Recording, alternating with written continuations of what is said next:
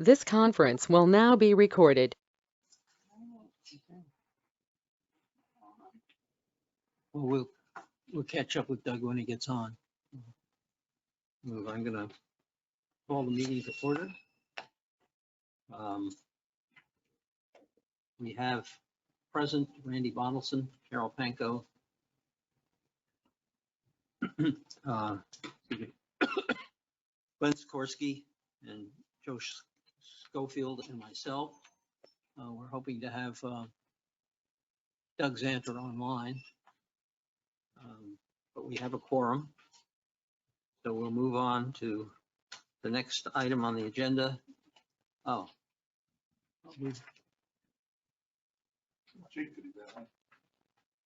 We already. Everybody. Oh, okay, well. Oh, yeah, we got, Oh, John Grega is here. Okay. And John Grega, let the minutes show that Mr. Grega just entered the meeting. 1 minute late. I'm sorry. He'll be severely punished for that, John.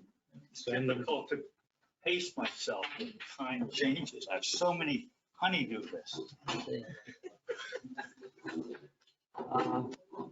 Next thing is to approve the April 14th, 2022 meeting minutes. I looked through them and I did not see any problem with them. There were some spelling errors and Georgia and I cleaned those up. So. Okay. Any other comments on the minutes? If not, I will entertain a motion to approve the minutes of the April 14th, 2020. Moved. Is there a second? second. Moved by Carol, seconded by Glenn. Any further discussion? If not, all in favor? Aye. Aye. Passes unanimously. At this point, 6-0. Okay. I would like to move the landscape operations discussion up to the second item on the agenda. And you have in front of you, you may not have had a chance to read it so far, but a proposal for managing landscape services and facilities within Pelican Preserve. As you are well aware, we had quite a controversial meeting, our last meeting, as well as the discussion of the subject of the landscape work group and what it should be doing. We had also a discussion of that at the GSCDD board meeting, and it was contentious as well. So we have worked to try and come up with a compromise, and that compromise is in front of you.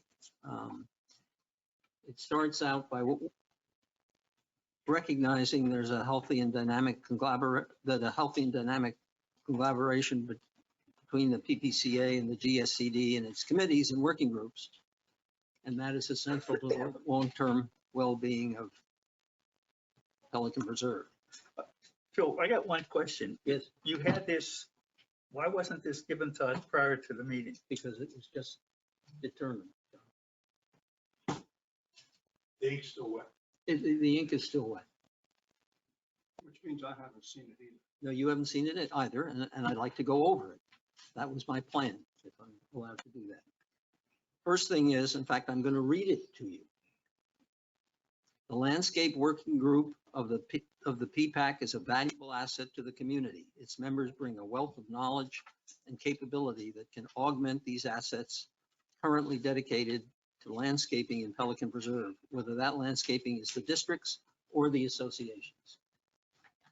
The LWG should be tasked with developing a 5-year strategic plan for the reinvestment in and augmentation of the Pelican Preserve landscaping. The plan would be updated annually, submitted to the PPAC and the GSCDD for funding, and establishment of dedicated reserves through the GSCDD assessments or assigning of existing undedicated reserves. The LWG would be responsible for all aspects of the execution of this plan, including managing solicitations, selecting vendors, letting contracts, and overseeing performance consistent with the rules of the district.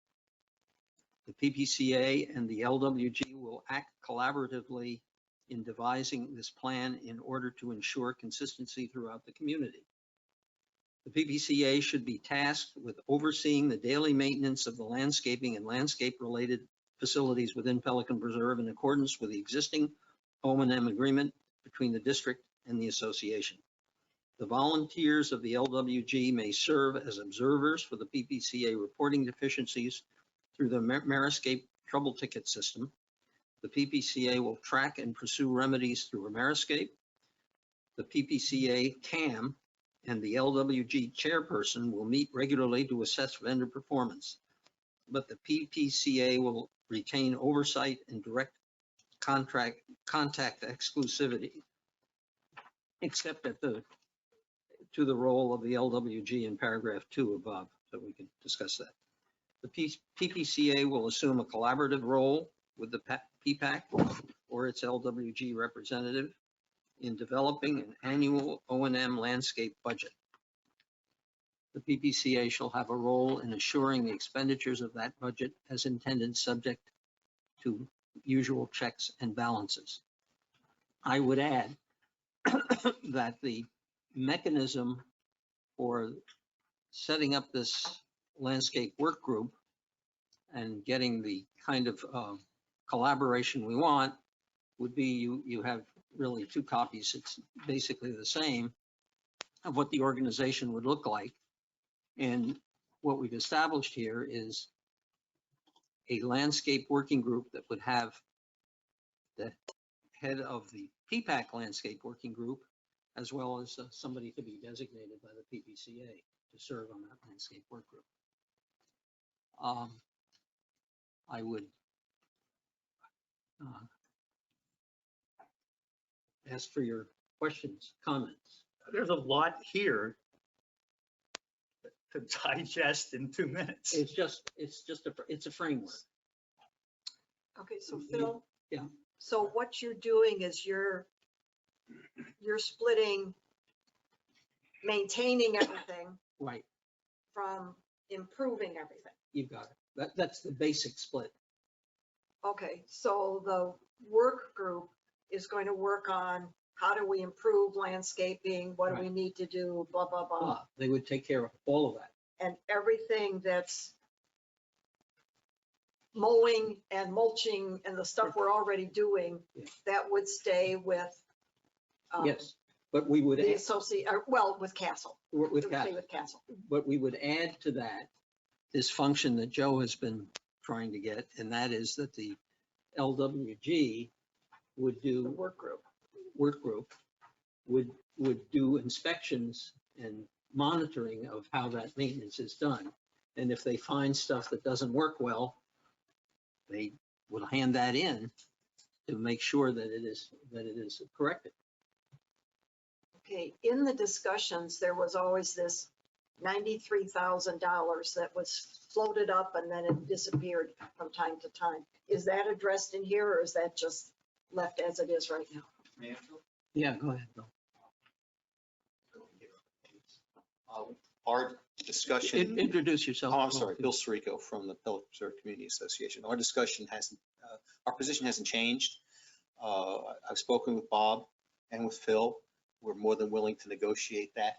That's got to be a change to the current O&M agreement that needs to be cooperatively, that can't be unilaterally changed.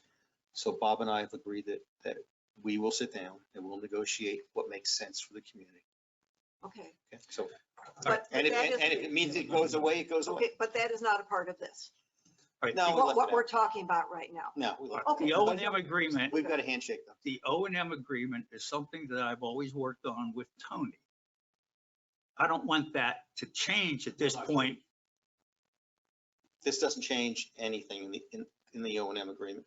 There's the potential for future change if we negotiate a change to the fee. That has to, because it's in there And now. that could flow through you, Joe. John, think Yeah. of it this way. We've reached an agreement and I'm reluctant, but we're saying about 45,000 is what we think it is. Is that correct? Yeah, roughly. Okay. And that dollar amount will stay with the community association and come off of, to specifically answer Carol's question, and come off of the non-ad valorem tax. That will be a direct change. the O&M has to be modified, Correct. and that is your responsibility. We're gonna develop jointly and give you what we think makes sense. As long as you and PPAC agrees and Tony agrees, then that's the way we'll go forward. All right, is it coming from you guys to us before I go to Tony? Absolutely, Oh, sure. yeah. Oh, All right. absolutely. Oh, absolutely. The PPAC has to approve the change. We're just trying to craft. We're not there. I mean, this was yesterday morning, 11 o'clock. I mean, Like the devil's in the details. yeah, there's a lot of structural work that needs to be done yet. We think we've got a pretty good understanding of how it's going to go. Okay. We I would like to did- make a we- comment here. Can I finish? Nobody from the landscape work group has been involved in any of these secretive meetings that have gone on. This has all been done without PPAC's authorization or understanding or knowledge. The agreement I just saw it. I'm not necessarily in agreement with it at all. And in fact, I'm ready to submit my resignation and say, go with it, guys.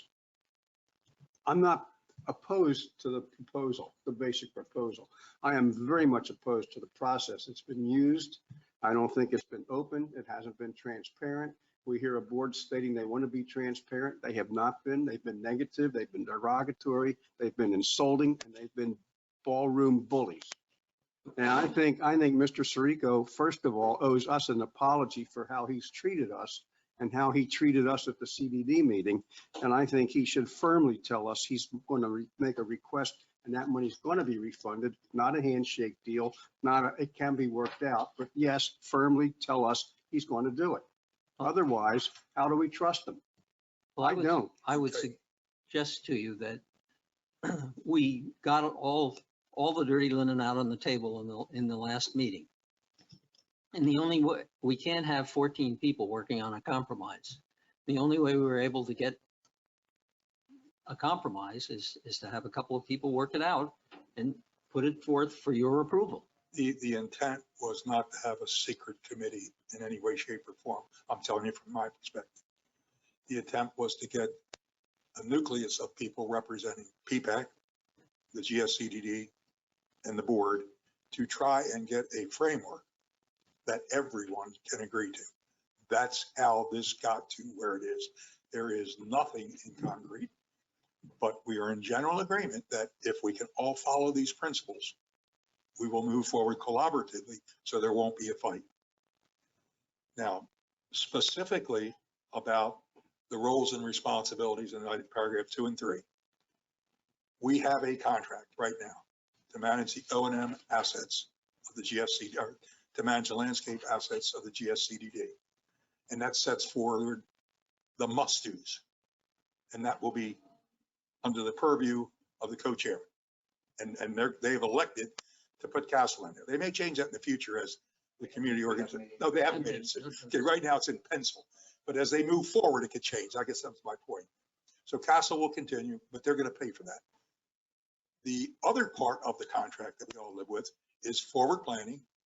And that part of what you budgeted, that's not under contract for things that occur that aren't in that contract. And those things and all forward-looking things will be under the purview of the landscape work group. The detail will be written out and presented to you for your approval before it goes anywhere. This is, as I say, an outline, a framework, which needs more detail. Randy? Based on this, my question is, who pays for landscaping like plant replacement at the town center or other Pelican Preserve Association? Oh, if it's the community association pays for it. Okay, so If it's on, that's not mentioned anywhere in here. This is just GSCD. They have their own contract with, I believe, That's correct. Randy, we pay for all the annual flowers that were put in at the monuments, or if there are any, I don't believe there are in the cul-de-sacs, but all the monument landscaping is paid for as CDD property. The O&M agreement gives that control to the community association, and they handle the timing and so forth, which is fine. So we're paying for it. The community association is basically getting money from us. We're paying them the money, which they're then implementing on a daily basis for daily maintenance. That's I- all they do. I only bring this up because I want to make sure that when it says the plan is updated annually, submitted to PPAC and GSCDD for funding and establishment of dedicated reserves. We've never been able to establish a reserve specifically for landscaping. And it doesn't, this only talks about our responsibility for funding. I It would, doesn't talk about community association property in this yeah, particular. well, Yeah, the Correct. community I would suggest- association property is outside of the O and M agreement. It's not in there. It's really only applies to the things that PPAC and the district have a role in. Yes, this is the first time we've codified the idea that we will collaboratively put together a plan to bring the community forward. And the people who are best prepared to do that is the LWG, and that's why we said that. The money comes from you guys because that's where the money is for district assets. this doesn't change anything. Doesn't with really regard change to the bu- anything. It's with the way it's regard written to in the the O budget. and M right now. It is our funds that will pay for this work, which it should, because it's our, Because they're assets. they're gateway assets. They're gateway assets. Yeah. And it's gonna certainly happen more than a year. Yearly will be the big one. Yeah. But this is something that goes. Well, we're talking about putting together a plan for the first time, and it'll have a schedule associated with the plan, and it'll say, okay, we need to do X number of dollars worth of work in the next year.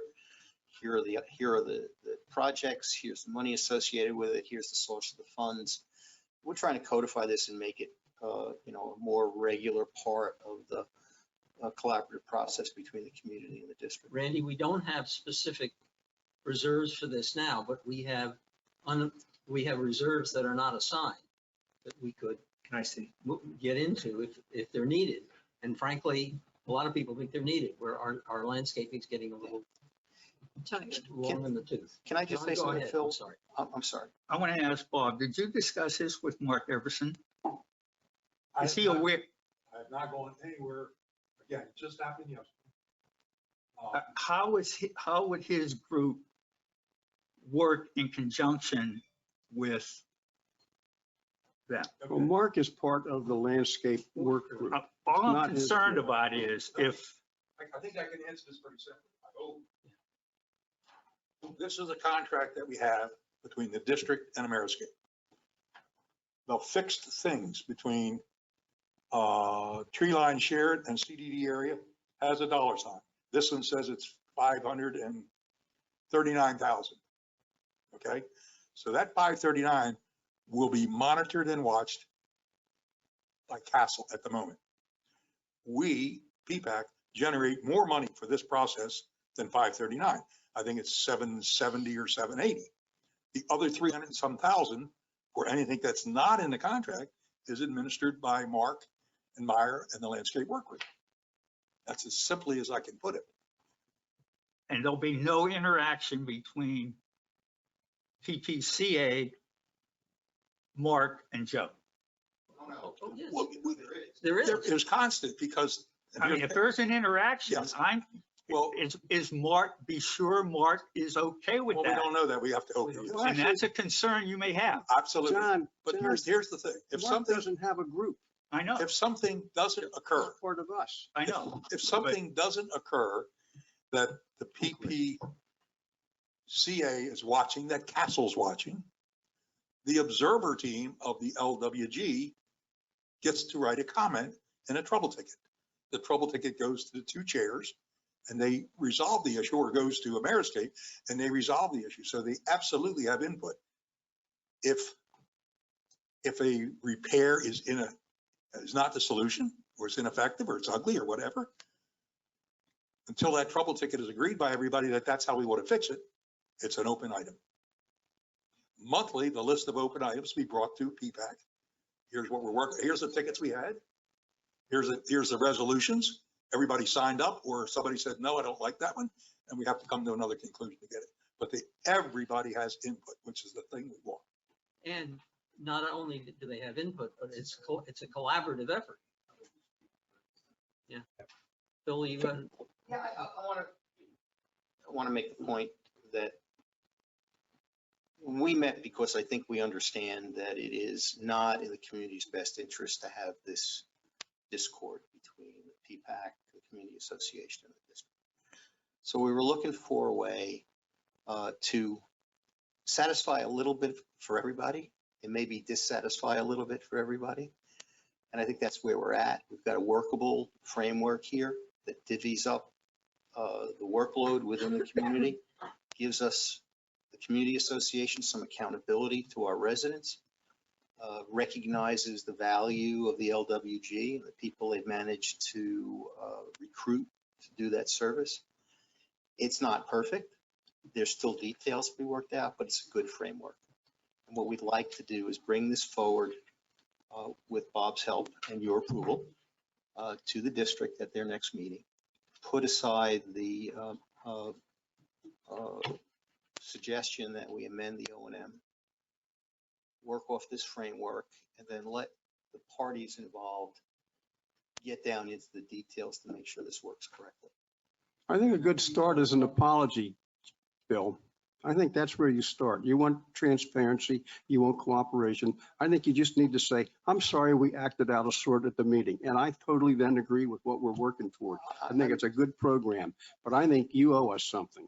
I don't know what you're looking for.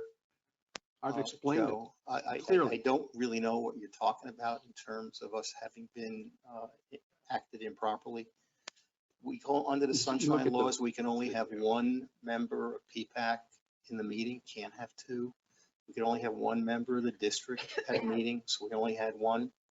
As the chairman of the committee, Phil decided he was the one who wanted to negotiate, and that's how we proceeded. There wasn't any intent to insult anybody or cut anybody out. And I'm afraid I'm just somewhat confused by your attitude. Thank you. Hill, this is Doug. I just want to say something. In a compromise, I think, Bill, you mentioned the word compromise. I think a compromise is just what you said. Everyone doesn't get exactly what they want. Yep, But that's right. I think this is something that can be worked on. You know, Ameriscape, when you do a trouble ticket, whether Joe's team does that or whether Scott and someone within PPCA, it goes directly to Ameriscape, and then there's a report that will go to Scott with a list of issues. I think whoever put that together. WG under our recommendation, it'll go to both groups. Yeah, That we right. got- That's okay. The bill, all I'm saying is I think you have a compromise where maintenance, which can be structured by contract. We know what contracts maintenance. It's pretty easy to separate that. That's going to be done. The day-to-day maintenance could be, I think what you're saying is going to be done by PPCA, and all the strategic stuff. And Joe, we need a budget for the strategic stuff that you've never had. All the strategic stuff is going to be done by the PPAC work group, and they will issue contracts to do that then they will manage. I think no one gets exactly what they want, but I think it's something that's in between, and that's what the compromise is. Yeah, thank you, Well, Doug. can And I- that's what we drove towards was a workable compromise. I think I can simplify this for everybody, and it would be a compromise, and I think everybody would be happy with it. We have an O&M agreement that specifically spells out what the community association will be responsible for. In that agreement, it also states that the information is public knowledge. It indicates that the CDD or their representative has the right to all that information whenever they want it. I think the management of those daily operations should be, as the O&M agreement has been agreed to, acted upon by the community association. They shall be responsible for everything in that O&M agreement. I don't have a problem with that. They need to now become accountable, provide reports exactly what that O&M agreement is financially, how many problems there are, how many tickets are written, the time frame it takes to respond to those tickets. Give us more detailed reports on a monthly basis, just like we get reports about the number of people coming and going from our gate.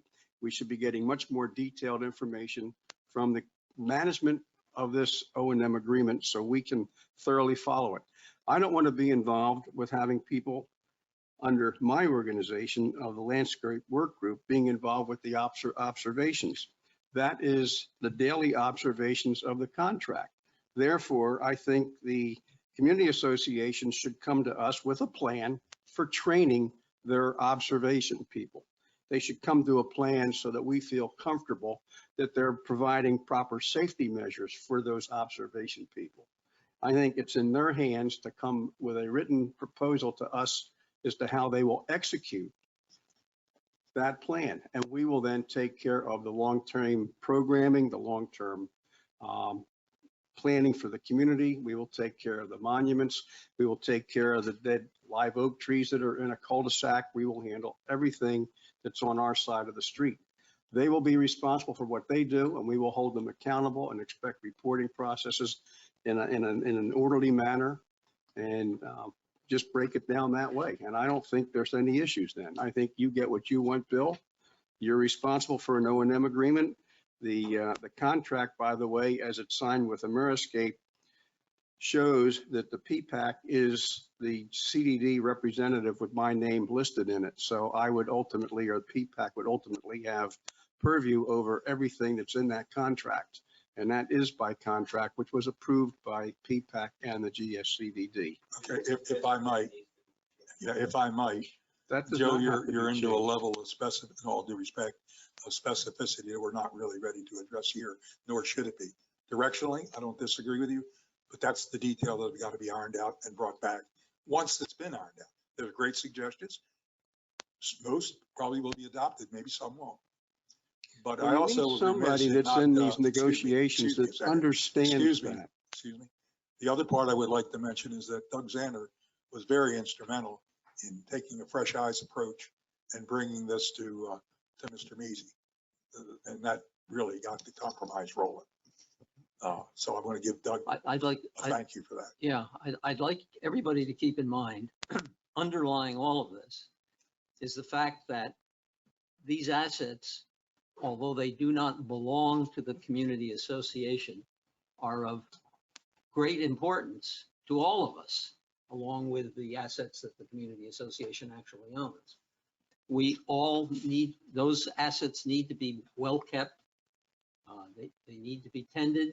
We need to take care of them. And I think that it behooves us to have collaboration between the community association and the PPAC. They are an elected body, elected by the entire membership of the association. We are an appointed body. And I think we really need to have collaboration between the two of us, because those assets really, although they don't legally belong to the PPCA, they are a very important part to what the PPCA does. I agree with that. Mr. Chairman, Yes. what is the thought going forward now? Do you want a motion to present this overview No. to the I don't think it's Uh, ready. I think to the CDD board? I agree. What we would like to achieve is a consensus of the PPAC that this is a framework that we want to go forward with, and Bob will. And if that is the result of today's meeting, I will defer any action at the board on the existing motion to give us time to finalize it. And if the document is brought to feedback that you buy into and say, okay, that's a good path forward, then we'll address it at the board level. Remember So Bob, you as the person on the CDD, and Bill, you as the person from the community association, if we as PPAC say, okay, this is a nice framework, let's move forward. Do you envision that we can move forward? Because one of the topics on the agenda is budgeting today. Are you envisioning that we can move forward on this, and you will work out the wording, technical issues among Yes. yourself? Yeah, I think. So we don't have to wait till this is worked out to start moving No, forward. it's not going to have a on an action material, plan. it's not going to have a material impact on the budget process in the short term. Okay, There may be issues going forward during the course of the year where we look to have, in cooperation with the LWG, some of the undesignated reserves set aside for long-term improvement activities. But I don't think any of us are ready to go there yet. As you know, we did submit a suggestion list to you for capital improvements. The LWG hasn't taken a position on that stuff yet, and it's in their purview under this agreement. I think what the PPCA is looking for, and I'll differ a little bit with my friend Bob, is that what we'd like to see is this, I'll call it unpleasantness for lack of a better word, put behind us. We want to work together. So I would hope that if you are comfortable with us working out this to this framework, which is kind of specific, there's not an awful lot of detail that yet has to be added other than some roles and responsibilities and schedule issues, right? Name kind of things, that you would authorize or suggest to Mr. Gephardt that he withdraw your suggestion I'll be looking to. for consensus. Sure, and I understand that. I'm just giving, I'm giving you the bottom line for what the community association is looking for. We want to go ahead and start working together rather than fight with each other, right? So this thing hanging over us of changing the O&M agreement is just a distraction at this point, we think. We can work to this framework, withdraw that resolution, which was very specific. It was taking all the landscaping activities out of the O&M, right? So that resolution, I don't believe, has value or merit at this point, given the fact that collectively we've been able to find a path together. So we would, community association would be looking for your direction, if you come to consensus, Phil, to withdraw your recommendation.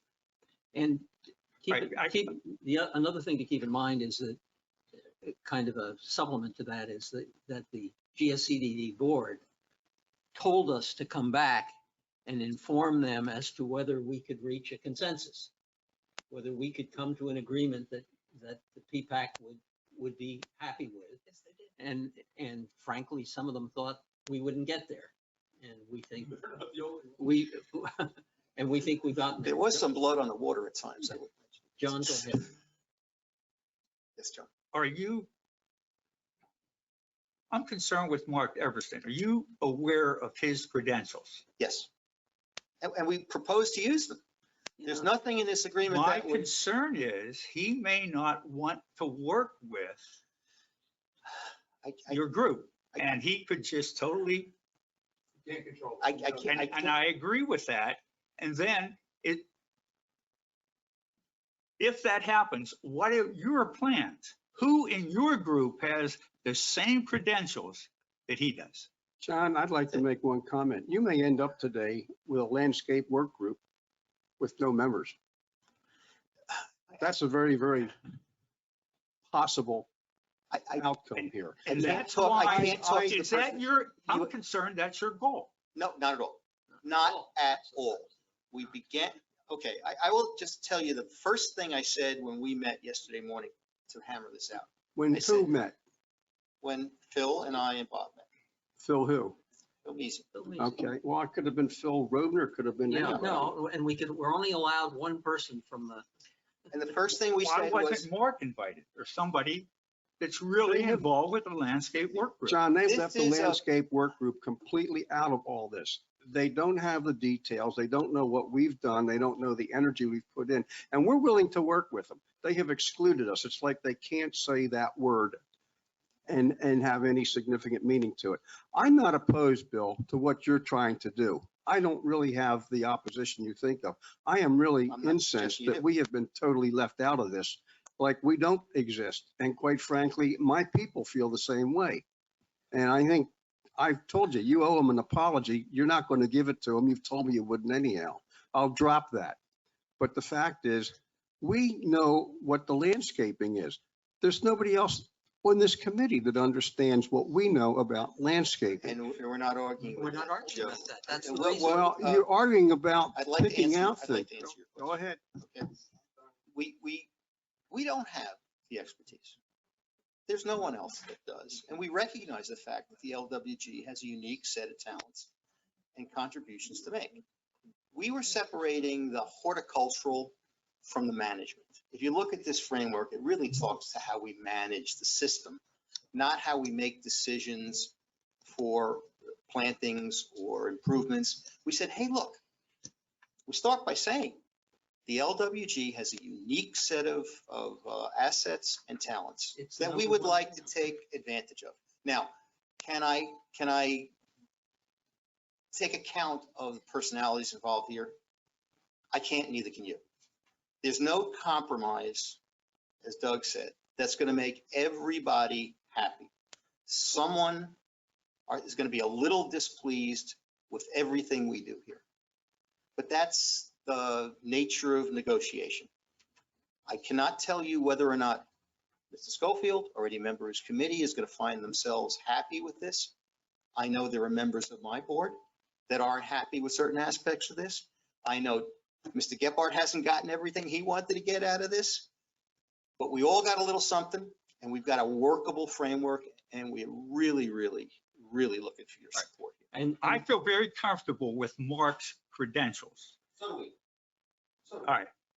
Bob, I think it's very important that you from the board find out Mark's position, because I do not Couldn't want him disagree. resigning. Couldn't disagree, and neither do I. And if that's on the table, then how I would vote would be totally different. And I respect it. How do And you we know, have to John, know John, that. How do you know what his Well, we really position don't. is? Mark, I don't even know Mark Everson. know him He's not on the advisory committee. He's not on the association Because as a Mark board member. Mark And does, there's a non-entity down here that has done a great job, Absolutely. but we have to go with what we have in place. Well, think of it this way right now, anyway. I respect what you're saying, John. I can't predict it. But this is the high level. Once what I'm we saying have, is discuss it with the collective we has a process, then you get into the weeds and get down to the nitty gritty. And I totally agree with that. One thing that I will respectfully kind of disagree with Mr. Sirico on is I don't want to change anything that's before the board until we have gotten to where we agree, to the nitty gritty. The devil is in the details. Within a month, the details will all be available and we'll bring it back. So we're going to defer it at the GSCD, pending your approval. We'll defer that for another month, and that gives us a month to do it. And I hate to put it like this, but that motion is what keeps everybody moving forward to compromise. I don't want to change that. That keeps the heat on the process, which is good for all of us. It's a little uncomfortable, but it brings an incentive to get it resolved quickly. yeah, John, and this does not change a lot of what the people on the landscape work group will be But doing. nobody on the landscape work group was even involved or. Until we have disagreement, we have nothing to tell them. Until we have a path, we have nothing to tell anybody. I mean, Joe has his very strong with some of his opinions, but Mark has tremendous credentials. And you got to be sure he's involved, because I don't think you guys on PPCA have any alternative right now other than hiring some professional who has no idea what's going on here at Pelican Preserve. Mark does at many communities, not just Portofino, but all the communities, he does a lot of work. And John, Mark is also on the ponds group. He does all of our littorals around the ponds. That's his response. He's been doing that for quite a while. I think Bob recruited him way back then. Frankly, if he were to leave this group, the onus would not be on us, Community Association, it would be on you. Absolutely. Because we want you to provide the expertise and the depth of knowledge to do the long-term That is a planning. total incorrect point That's of what- view, saying that it would be on PPAC. That is what the contract between the district and the community association says. Right now, it's always been that way. The responsibility for long-term planning and strategic funding is on the district based on your recommendations. That's the way it's always been. I mean, good, better, and different. And we're trying to keep those roles delineated and well identified. And I think as part of this conversation, maybe it isn't. I'll leave it at that. And I would go back to what Bill said, that we're differentiating operations from management. Probably at a good time. This So- conference will now be recorded. I'd like to move us towards a consensus that we would ask Bob to have the GSCD Board of Supervisors table the motion that we made last month.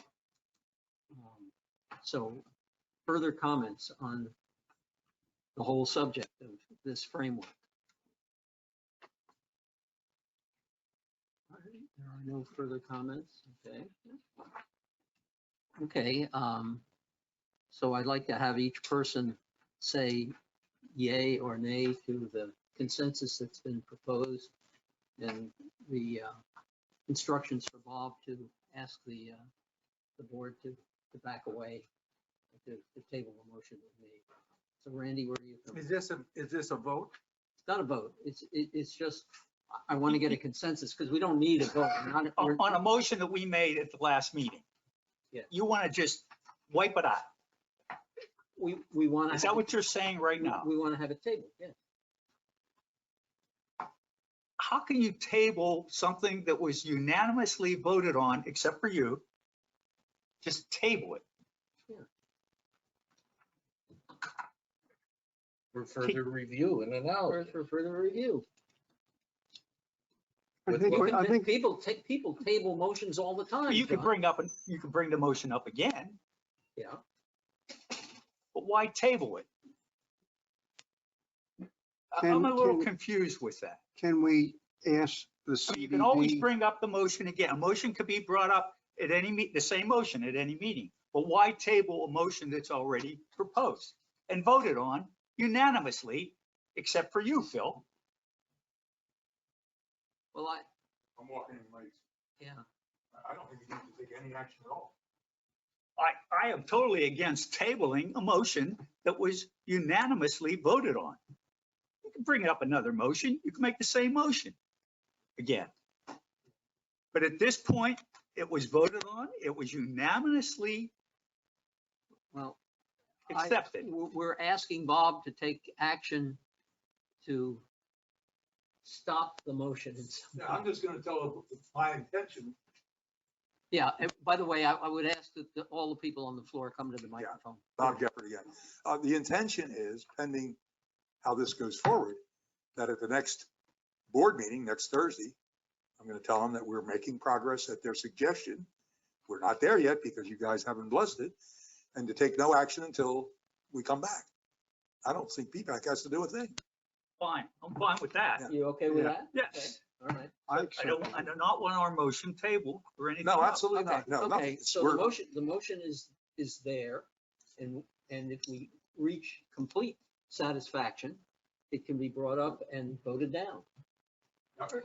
Or we can withdraw it, I guess. I would support that and give us time to try to put a package together. And if we don't come to a consensus, that motion's still there and it can be acted on. Okay, is that, okay?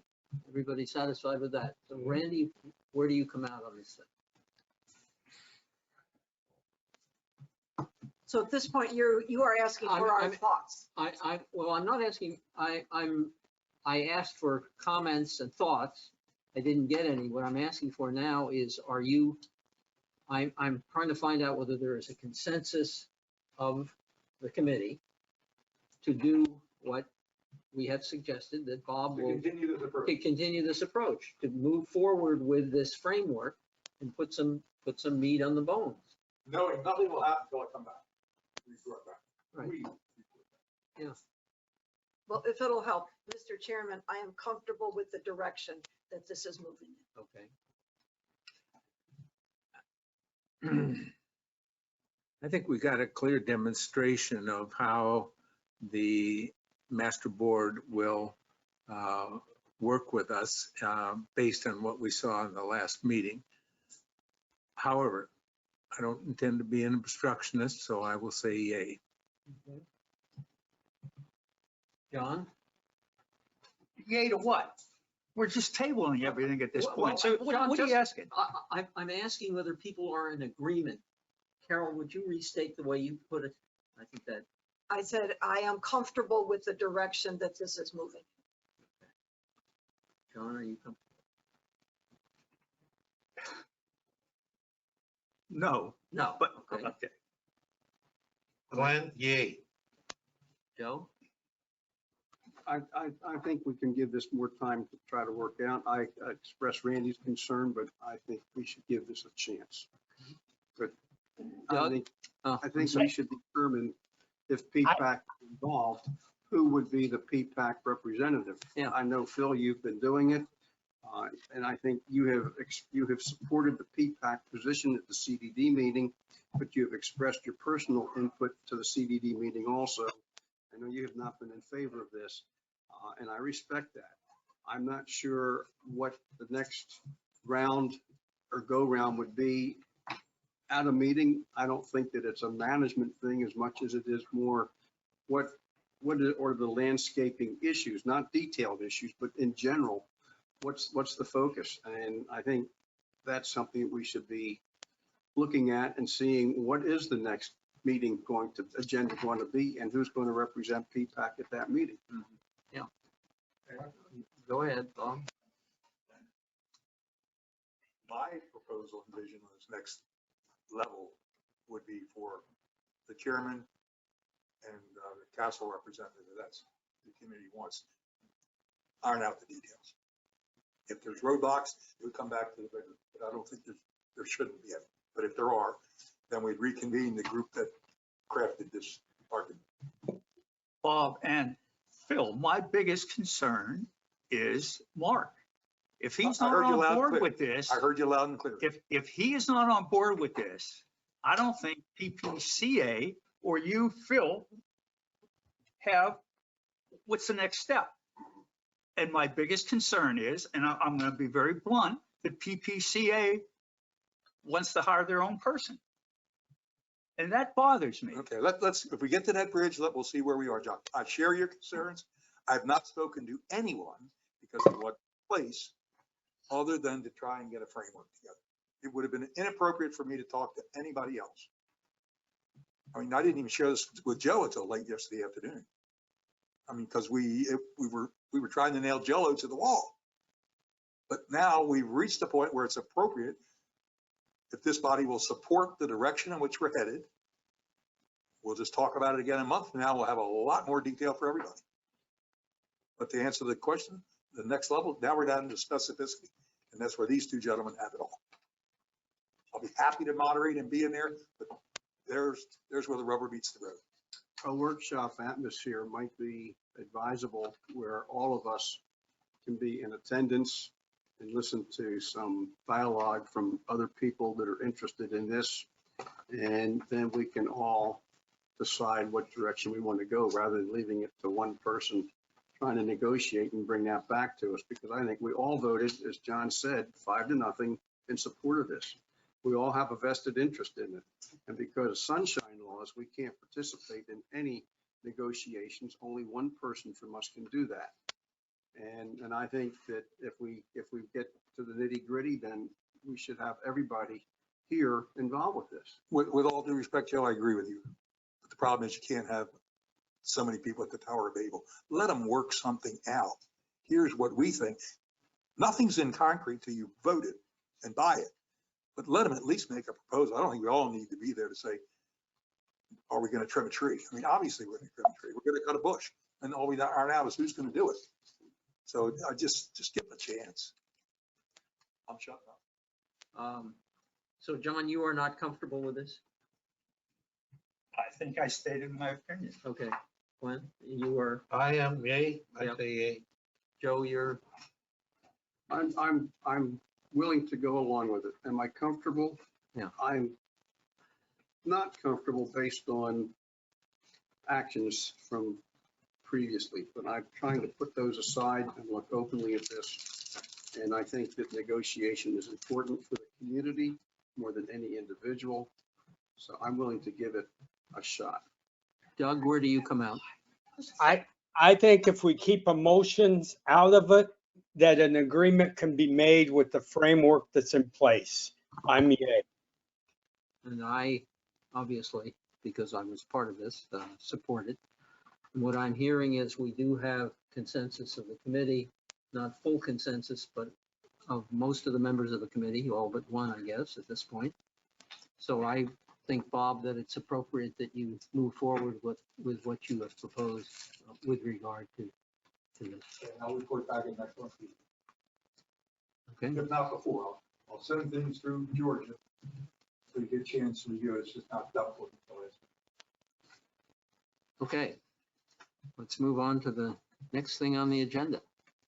Believe it or not, I think we should, can we want to, in case we have a vote, want to include Doug in the meeting? I'll entertain a motion to, So moved. let Judd, do we have a second? I'll second. Moved and seconded to let Doug vote. All in favor? Aye. It carried unanimously. Doug, you are on board with us? Thank you. Okay.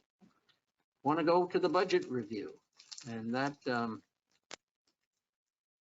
Glenn and From the Scott? fire to the frying pan. yes, right.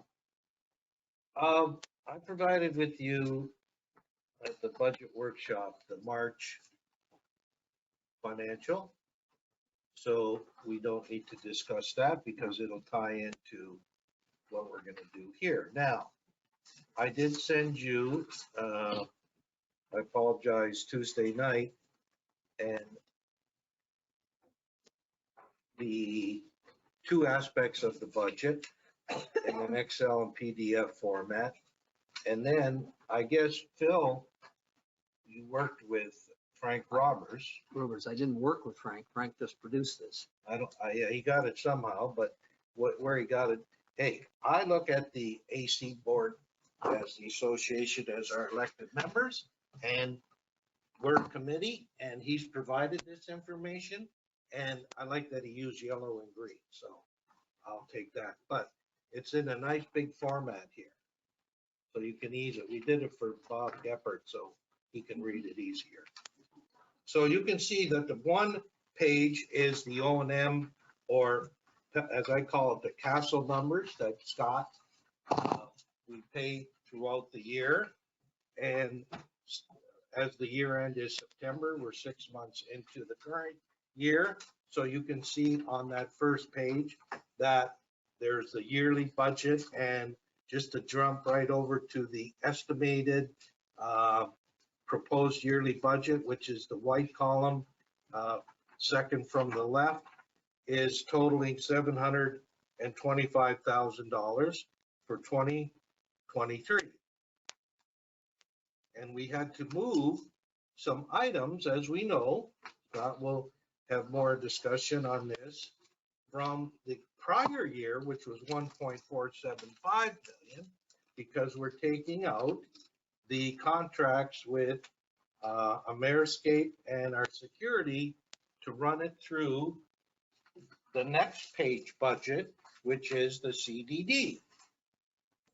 So when we total them all together on the next page, the proposed budget is coming out at $3,418,455. And we are required to have a high level watermark by June 5th to Infomark. And as you know, Phil, our chairman, said last budget meeting that we can change that number, we can lower it, but we start at the high level mark, okay? So I know there may be things added to this. For instance, Carol mentioned about maybe additional spending for landscaping. Secondly, Well, also for a study on projected revenues and resources that we should have Well, we talked about that too. in the reserve fund. I talked to Laura. They still haven't come up with, in the CDD, using Infomark or auditors to do a capital reserve study. So, as you know, we hit this before, the prior person is no longer doing it for Pelican, who did it 4 or 5 years ago. So we got to add a number in for that. And Phil had a good suggestion about, let's estimate what it cost us last time. I wasn't on the committee at that time, so I tried to find what we paid for that back then. Have you got an idea roughly? I do not have an idea. I assumed you were gonna get the number. Well, no, well, I looked in the numbers, and Scott, do you remember what the reserve was study prior? I'm gonna guess around $5,000. Scott Charnock, Pelican Preserve. I do not. That was done, I believe, 5 years ago, Right. prior to my arrival. But again, that is not part of the O&M. No, That'll be a part of the 002 account, and that's why we have to wait for Laura on that. Again, I keep in mind, the last time it was done by a resident. I agree. So I was thinking it would be in the $5,000 range. Boy, I would have thought a lot more than that. Well, maybe Less? No, Because the resident, I think it's wrong here. Oh, You back think it then. actually Oh, was yeah. less? Well, But then I we think can, our actual should be more. Well, the proposal Oh, was a yeah. great deal more than we budgeted.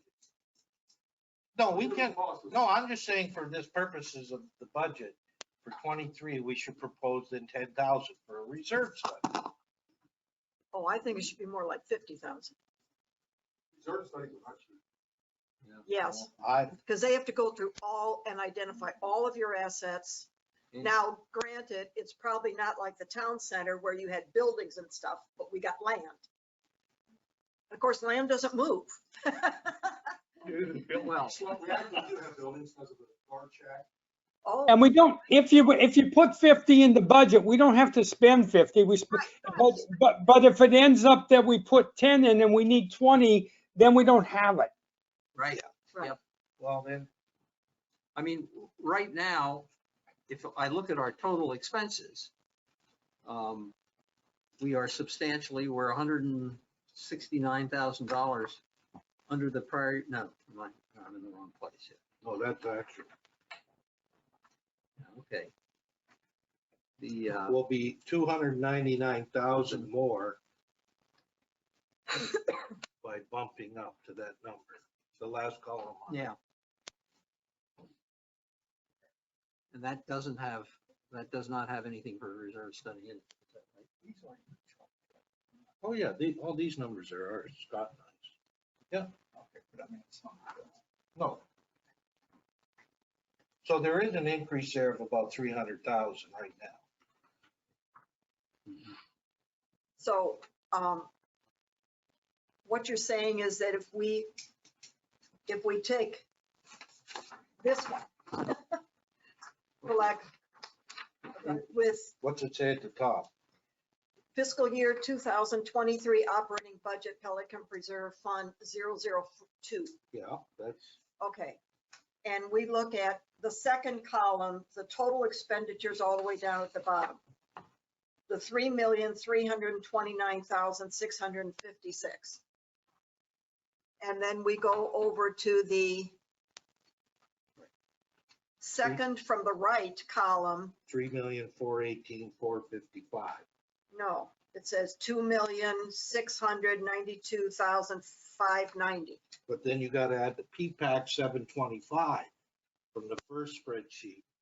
With the new arrangement proposed for that budget, we're up to $3.4 million. But what is that same P-PAC number for the 2022 budget? The 2022 was on the first page Yeah. of 1.475.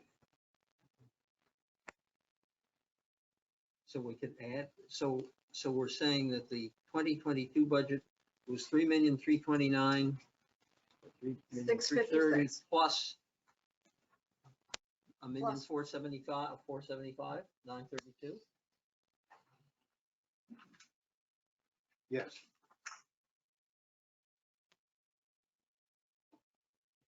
Well, Well, the three, see, that million 475 that's not the right number, is it, to add in? What should we be adding to the 2022 budget? Yearly budget for 2022? the 002 was 2,992,000. Yes, I know, Okay, 600, oh, yeah. Yeah, 2,200,000, right, okay. No, you're looking at the projected, aren't you? well, yeah, it's projected for 6 months, because we only have 6 months in. Yeah. It's projected to the end of fiscal year 22, September. Okay, Okay. if you take the total for the second column in, the 3,329,656, Right. what should you be adding into that to compare it with the fiscal year 2023 budget? Right, exactly. The 3,418,455, right, Carol? Right, That's what we need to know. The 1,475,932, right, Scott? Sorry. You would No, I add the don't think 1,475,000 to this 002, 3.329. No? no, Why not?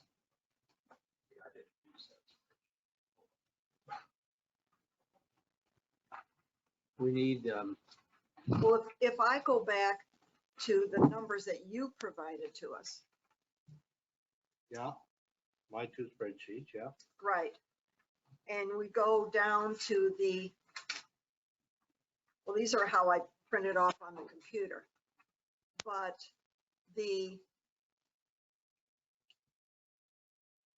number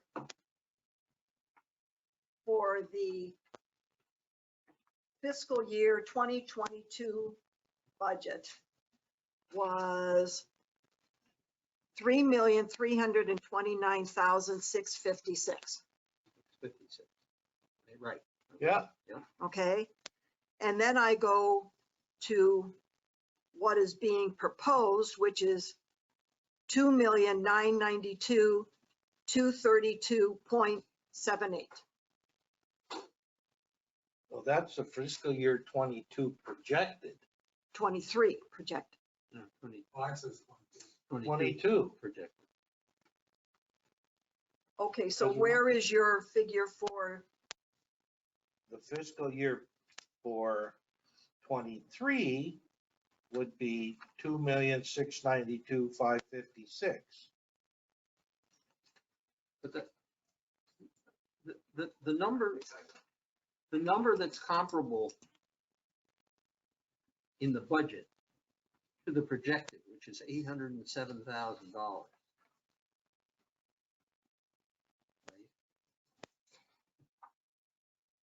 What is that number? The 807. I wanted to show how I got the 807,452, which was the P-PAC of 1.475 million, less the mulch, manned access, shared landscape, pine straw, etc., to bring it down to The 807. 807. All right? And that's the, And I add that to the 2,992 to get $3.799. right. But do you have a number that's comparable to the 807? 452 for the 2022 budget? Those are the 5207, that is the number. The 807 is for 22. No, I'm not talking 22 projected, I'm talking 22 budget. See, my problem here is that I think what we need to do is we need to know how much we're budgeting, how much that's going up from 2022 to 2023. We need to know how much we're increasing the budget, because that's how much people are going to be assessed in their non-ad valorem taxes. And- Right. And what I'd like to know is what is the comparable number for the 2022 budget? And it's the 3 million, it is the 3,329,656 plus a number that's comparable in the budget to the 807,452. No, comparable in the 2022 budget, not the 2023 budget. In the 20. So what you're asking for is to take the 2022 budget of 1,475,932. Yes. And subtract those expenses that are now being paid by the CDD for the year. Exactly, Okay. exactly. We don't have that on the sheet, Mhm. but I can do a Can calculation. you do that calculation? Yep. Because I think that tells us what our total expenditures are. Yes. That tells us what our total expenditures, What's your- the year-to-year change in the budget. And that's what we want, that's what I want to understand. What is the year-to-year change in the budget? Because I see all kinds of different figures and I Yeah. can't get I mean, my goal would be that the ad valorem tax does not go up from last year to this year. Right. And if, from the figures that we saw last time, that should mean that there's a cushion in there that we could use on other things. And I personally would like to see us use it on a reserve study, on a landscape plan, and landscape work, additional landscape work for next year. I think those three things are very important, but I've got to know what Yeah, what's the- amount of money we have to do that with and not have the taxes go up, the Yeah. ad valorem taxes Well, go up. that's as a target. Okay. Actually, the only way you're going to accomplish that is by using reserves Yeah. for the renovation of the landscaping Right. and the development of the landscape plan. Plan, I think so, Carol. I That's think, the Okay. only- well, I think, that's the only way to do it. I think we Because you have the reserves there. yeah, right. They're not assigned, they're unassigned reserves. Well, No, okay, I is think it possible to make it, We need to see what the expenses are. Get this number that Scott is working on. Right. Then we'll see where we sit. I am quite certain that we have so much to do in landscape renovation that we probably will not have, so that's our operating number. We will have so much to do in landscape renovation that we probably will have to we'll have to dip into the unassigned reserves. Or raise taxes. Or raise taxes. If we can't get it out of operations, we get it out of the unassigned reserves. But I think we can, you know, the thing we can do is, let's settle on a budget.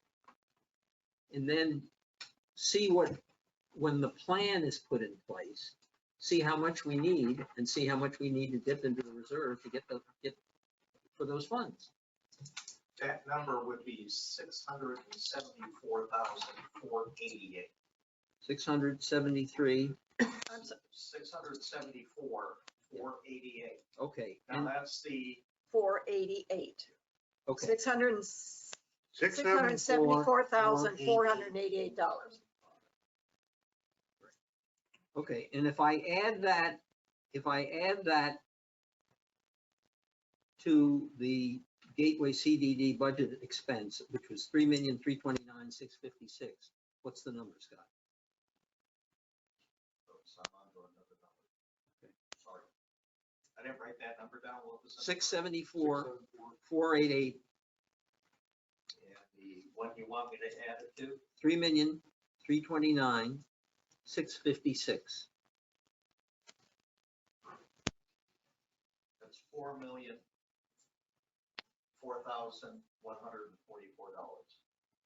4,400,000? No, 4,000,000.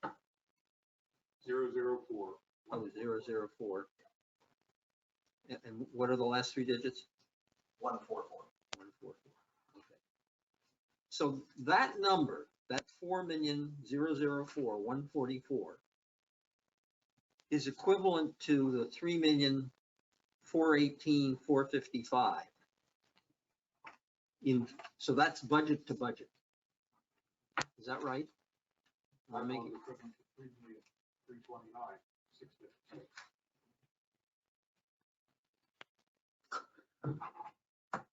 No. What percentage increases are we talking about? Well, which budget are you, number are you looking at, Bob? I'm just looking at the second column, 22 fiscal year budget. Yeah. 3,329,656. Yeah, and then I added the 674, 488 To get 4 to get the million, 4,004, 144. right? That number in the 22 budget is, at least in theory, as I understand it, equivalent to the 3,418,455 in the 23 budget. So that's a significant decrease. In fact, so significant that it makes me question whether it's right.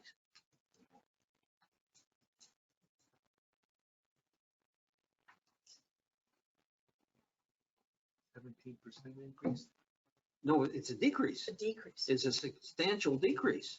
This is what. It's Had he added a all these 25%, in or one 20% decrease. to the 2022 I'm budget, 15. wondering if there's something. it's going to decrease by Oh, no, it's all- 600,000, some odd I don't know dollars. what's wrong, but it's wrong. Huh? Yeah. No, I think we're looking at this, the 4 million and 4,041,44 has to be compared to the fiscal year 22 budget of 3,329,656 from the 002 account, plus I'm sorry. I'm sorry. second column 002 at the top of Yeah. the page. Okay. The second column, that's the fiscal year budget 22. Okay, 3,329,656 plus the O and M of 1.475932. The first page at the top here, Yeah. this one. Give me The those year, numbers. the third column on the 1475932. Those are your two numbers to compare to the 4 million. Do you agree with that? Run those numbers by me again. What do you got? Run those numbers by me. 002, Yeah. second column, fiscal year 22, bottom line, 3,329,656. Agreed. Yeah. O and M. Got over on the CDD spreadsheet, Okay. third column, Okay. bottom line, Yep. 1,475,932. You're gonna add that to the 3,329,656? No, I'm gonna, yeah. Because those were the two, Wow. yeah, Two components. huh? Not ad valorem. They're Yeah. the two components. Yeah, Well, I recognize that, but there's something wrong then with the 2023 expense budget, because the it dropped $801,444. I agree, there's a decrease there. So why did it decrease? Yes. Well, one is the boardwalk, 500,000. Okay, That's up on the top right, green column, 002. right, There's 500,000 right there, right. okay? And then we had some, are we gonna have the 365,000? He did put a property, what's that property? No, reserve capital, 365,000. Right. That's our reserve, Yeah, and we should so be, ignore that. So what's the other ditch other than the boardwalk? The boardwalk never should have been.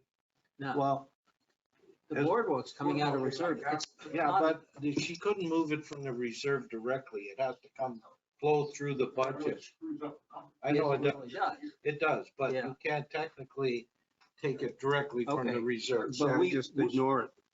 You know, I mean, we have to take it into, it starts to account for the increase. Or the decrease. Yeah, so that's part of it, Half of 570. the cost anyway, we spent 990,000.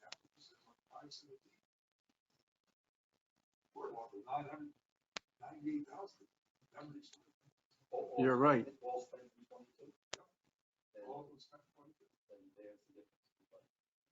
Well, except that 998 doesn't show any place on here. We're only showing 517. So, yeah, you're right. Yeah, and You that's wanna look true. at current expenses? Yeah. We should- Year over year. Yep. Whatever you funnel in and out of reserves is a totally different outcome. We should know where that money went. The budget line. What feedback has to be considered, what it takes to run. Forget about the board. So- Go through the O&M. That's the number you need to know. Once you spend money. Yeah, and there are a couple of those other numbers up there that look very strange to me. The electricity and the road and sidewalk maintenance. Why are those dropping so much? Are those projections? No, I'm looking, well, okay. 84,100 and 70,123. So, But that's versus the projected, you're right. yeah, Scott, I was looking at the projected, I should look at the budgets. Okay, and also, Phil, remember last time Laura said that there was a mistake on, let's see, one of the line items, electricity streetlights? Yeah. And instead of 7,800, it's supposed to be 78,000. Oh, you're right, okay. So that increases it dramatically. So you need to add the difference down into this 3,418,455.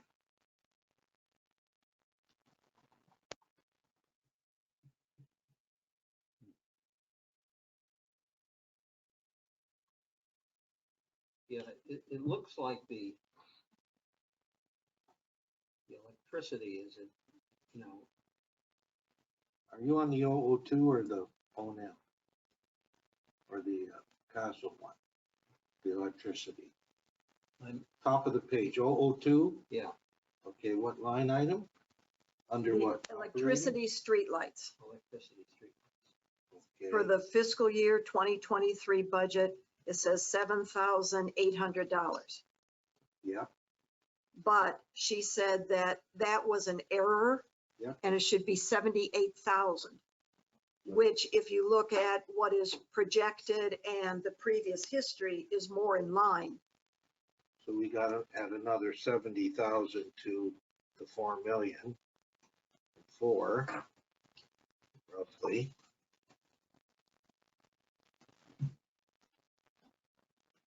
I don't think, Scott, we're missing anything.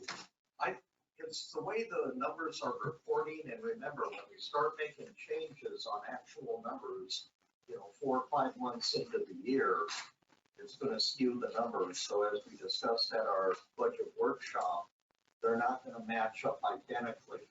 But if we go through the O&M spreadsheet, you'll see what has been removed from the O&M for 2023. So all the other expenses have been accounted for. So that would be your column in the center between the two colored columns. Yeah, The two colored columns indicate where those expenses are been removed. They're highlighted in green. Those are now being paid by others or in a contract. So they come out of the O&M agreement. so bottom line, our O&M is gonna be 725,865. As it is right now. Yes, That's right, without any other special projects, agree. yes. And then according to the 002, I'm sorry, it's gonna be 807? 725,865. 725, 865, okay. Is the proposed O&M, Yes, but then you have to move based on last year's budget, Yeah. $771,393 into the 002 account. yep. That's what you have to move over. So all we're What's- doing is what's looking this- into another budget. Where's the 770? 771 would attribute to those Where, areas that are zero. but where are you getting, where's that where do I see that 771? You do not see that 771. Okay, If you look at the budget in the O&M, and you go down and see all those zeros, yeah, if you add up the 2022 budget that was budgeted for those expenses, mhm, they're now out of the O&M. That was 771,393. mhm. But that's without the new contract pricing and any other expenses that we have to put in the 002 account. But let's just look at then the 725, 865. Now we flip to the 002. Okay? Mhm. And the 002, the budget numbers there are there for 2692590. So you see that number? The white column, fiscal year budget 2023, we're taking 2692590, which includes the new contracts, right? Or should include. Where, No, oh, 26, no. because it's got the security contract in there. I'm looking, he's got the landscaping contract in there, 269. So when you add that to the 725, our budget is 3418455. Okay. Does anyone disagree with that? Buy that. Okay, so if we take that number, the 3,418,455, Yes. add in 70,000 for the mistake. Yeah, that's on the up there, lighting, yeah. Okay, that's 3,488,455. Mhm. And if we add in 50,000 for a reserve study, 100,000 for landscape work, and 50,000 for landscape plan, that's 200,000. So if I add 200,000 into that, it would be $3,688,455. 88, so you added more than 2 million, you added 2,070,000. You said 88. 70, 50, 100, and 100. Right. That's 250, 320 to the 3418455, which comes out to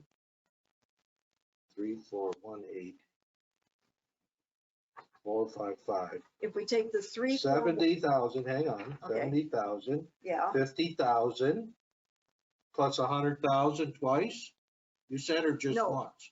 100,000 once, Okay, and then another 50,000. I got that. Oh, you want another Oh, so- 50? So 200,000 plus the 70. So 207,000, 270,000 Yeah, added on to the 3,418,455. So that should be 3,688,455, Mhm. right? Okay. And compare that to our prior year, Of, 1375585, right? And the 002, 13755 plus the, I'm gonna say the projected is gonna be 2992233. Let me add my calculator here. we shouldn't be working with the projected, we should be working with the budget.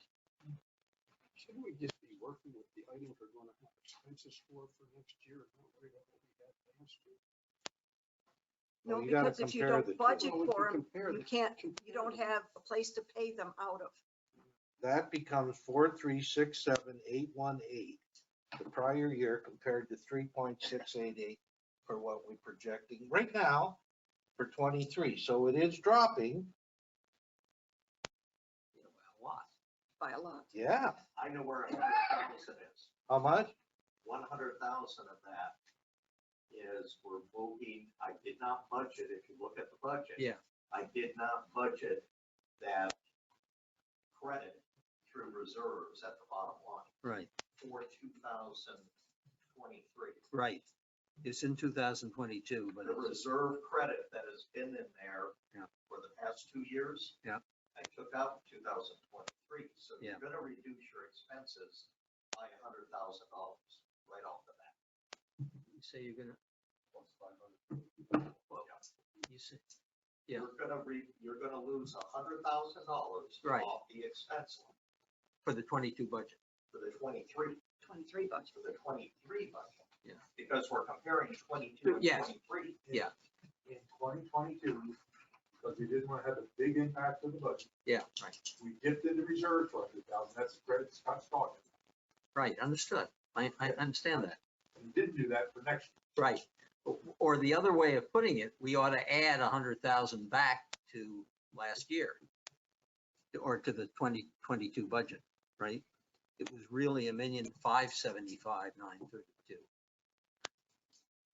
So why is it projections going down? Exactly. So now, What, on the Both, why? Anyway, totally, I don't know about the 002.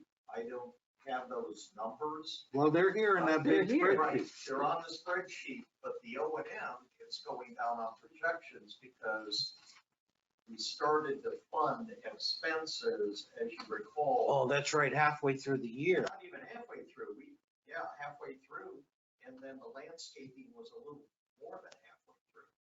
So you stop paying it through the O&M, and now it's under the actuals of the 002. so the 002 actual should have gone up. Should have gone Our up. finding that money. It should have just been a direct swap from O&M to 02 actual. And it's not accounted for. That's the variable. That's where it's at. When they don't have that in the projections Yeah. for 002. oh, they don't. It doesn't But appear it that happened way. after this was formed. Yeah. Yeah, that's right. So that just has to be taken into account. It's not in the projections for all the operating expenses.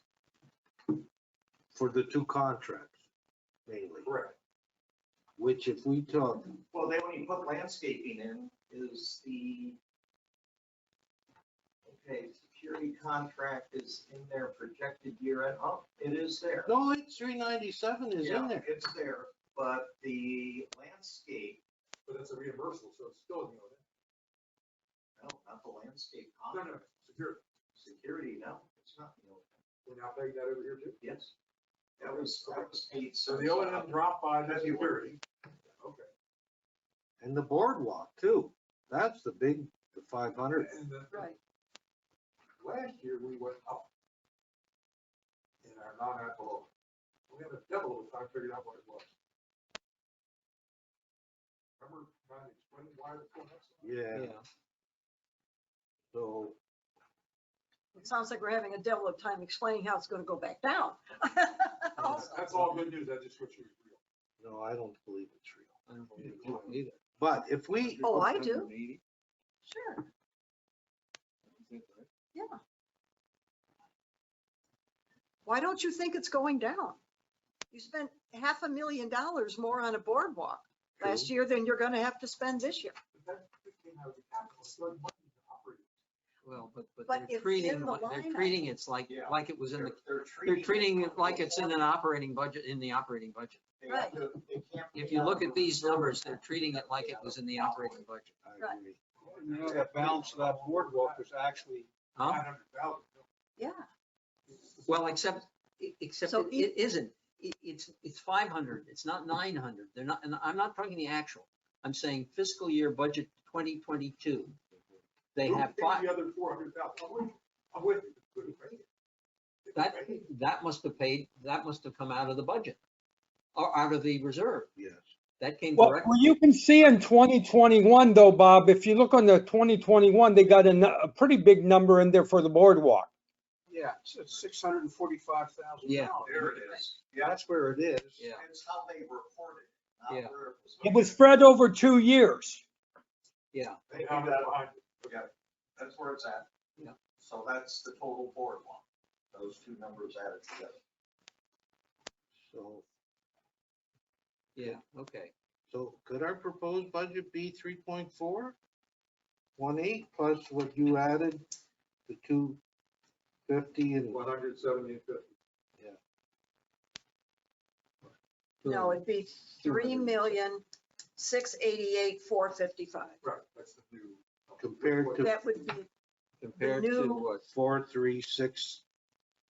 3,688,455. Yeah, but compared to the prior year, Oh, well, I can't, I hadn't followed everybody on that one. Yeah, I can't tell you what the prior year that you want to compare it to is. well, Scott, what we want to do is we want to take those, the total expenditures, which is 3,329,656. Right. You see that number?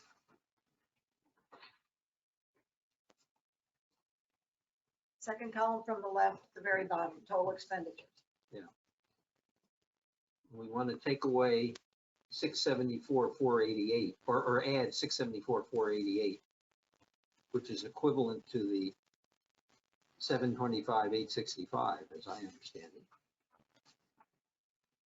What do you want to add to that? Six what? 674,488, which was a number that Scott came up with previously. That is equivalent to P-PAC mulch, manned access control, FBL streetlight, shared, Oh, yeah. it's O&M.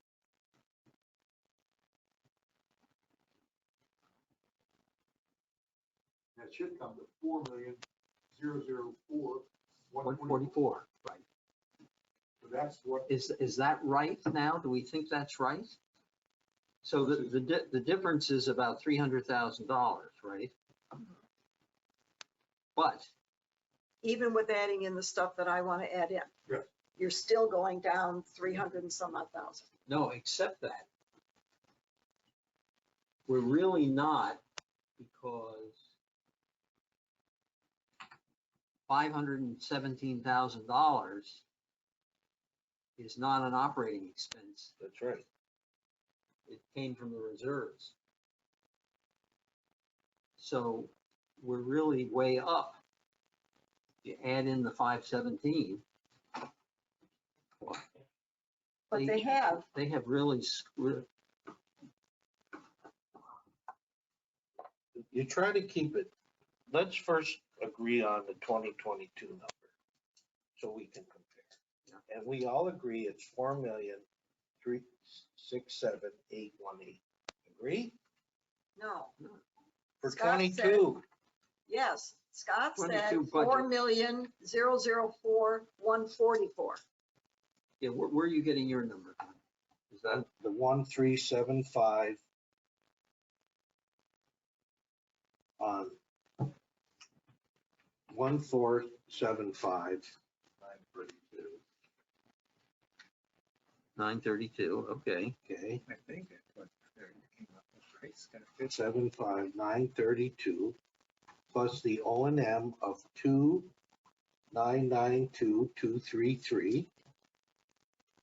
But now you're using projected.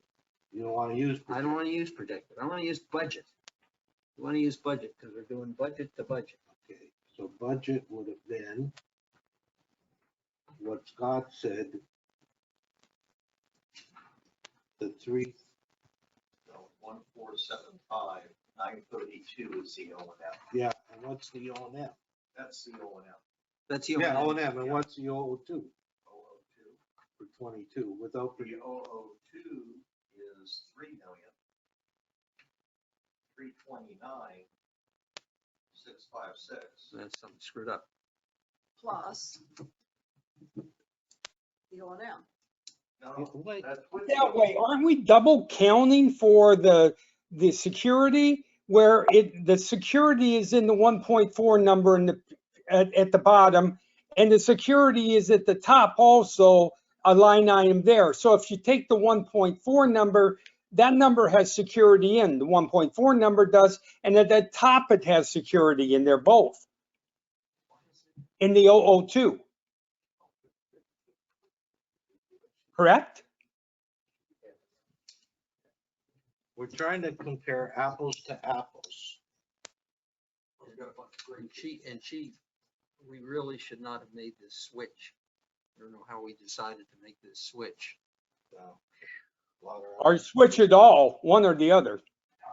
Okay, go ahead. Let me, One, what I'm gonna do is I'm gonna take the 4,805,000. Then we take out the security services contract from the 222 budget, the 002 account. Mhm. What was your starting point there, though, Scott? 4,805,588. Where did that come from? Well, that was the 3,329 plus the O and M of 1,475. Okay. You add those two together, the Yeah. problem is when they went back and started to pay it, they put it into their budget too. Yeah. So now we gotta back that out to compare So, what the true O and M was, or not the true 002 account budget, right. Yes. So first you're gonna subtract the security. 397,820. That's, it's, yeah, We also subtract the 269,624, that's Ameriscape, or 642, pardon me. yeah.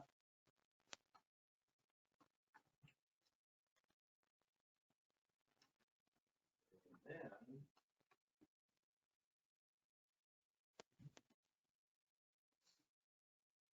anything else?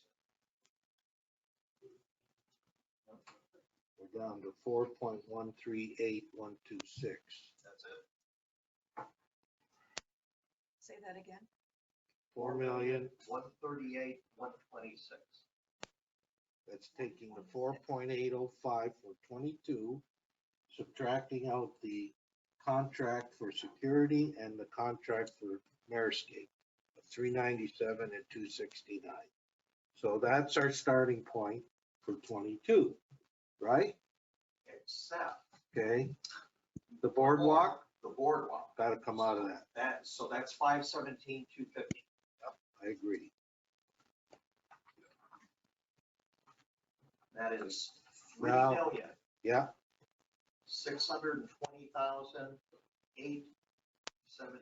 agreed. That should be the 2022 actual expenses of 002. Budget. Budget, Yeah. That's right. Give me that number again. 3620,876. Mhm. And that's the 2022 budget. Yeah, What are you proposing for 23 budget? And I'm proposing 3,688,455, oh, it's an increase of about $68,000. about $68,000. 50, yeah. That's, inflation been considered a need at all? Well, no. Well, yes, the 688, individual, if you go to Six, the one. 3,688,455. Correct. So you're talking about a 0.5% increase. That's the new budget. Do you think that's realistic in terms of this year's? No, I don't. I don't. You're proposing And what we want to do is we want to have this, remember, this is a not to exceed number. This is a high water line, so we want to have a number that's a substantial increase. I think. So 67, we can add to that yet. Mhm. To the 67,000 increase from 22. Right. So got, I mean, what else could we add? Roads? No, I think you have to put a factor in there for expenses. I mean, one expense that I've come across is the difference of what tree trimming is going to cost us going forward. Joe, did you receive those proposals? I sure did. Yeah. So, I I did. mean, based on all of our proposals from landscapers, I mean, hardwoods are going from 35 to 75 for hardwood tree trimming. So that's taken place in 2.5 years, but we don't trim all the hardwoods at the same time. We have a budget to do it this year, but the budget to do it this year was 63,000. And the budget to do, or the proposal first came in on the existing tree counts and the new pricing at $80,000, and that's not palm trees. So we're gonna have to put a factor in next year's budget to double that to $120,000 for tree trimming. I've got estimates right here for $100,000 worth of tree trimming right now that Yeah. came in today. Oh, yeah. 100,000 But- bucks. but And we've got that's- 68,000 in our budget. And yours, so yours, We still have palm trees. So we have hardwoods. Did you back out the one for PPCA? I was trying to, I thought I had seen one that was Yeah. supposed to come out, but Yeah, I I didn't. think it was like 15,000. Yeah, there's two of them in that, about that Yeah. range, 17 and So we're looking at, the minimum increase of $120,000 from 63,000 an increase of 120 or an increase to 120? to 100. To 100.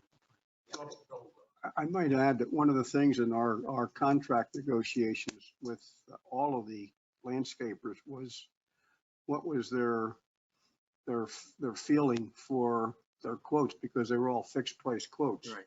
And having dealt with fixed price quotes when we get into inflation is they go out the window. Mhm. People can't make money, they won't do it. They all felt comfortable with what their quotes were. Our concern was we didn't want to have a contract with someone that went out of business, because then we were really screwed. So the fixed contracts probably will be good for, I would say, at least this year. And next year, we might, depending on They where did we say go. 2 years. Yeah, they did say 2 years, but But- quite frankly, the But fact is, inflation is going, if it, yeah, we used to quote prices related to the Bureau of Labor Statistics. This is our price today, and when it is, it could go up 20% by the time we ship it. Companies are going to be forced to be looking at that. But I've understood fertilizer's going up 150%. Just fertilizer. Gas is going up, and these guys are cutting our grass with gas.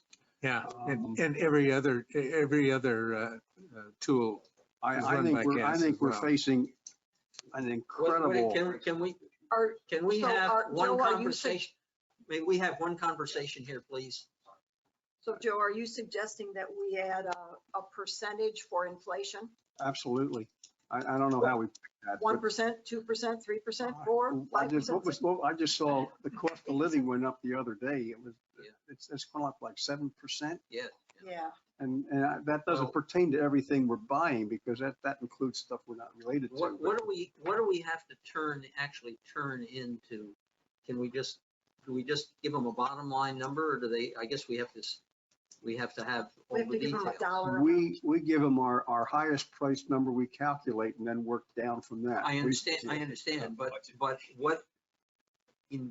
what detail in submitting this not to exceed budget, what detail do we have to provide to them? Normally in the past, To we give give them them a the number. complete line item budget. Complete line on budget. So, Okay, that's what and what we're focused on now is there's 2 areas. we're light, yeah. It's- Hey, Phil, I know I'm remote and stuff and it's hard. Maybe I don't see it, but where are the budget stuff for all those things underneath landscaping? You were talking about tree trimming.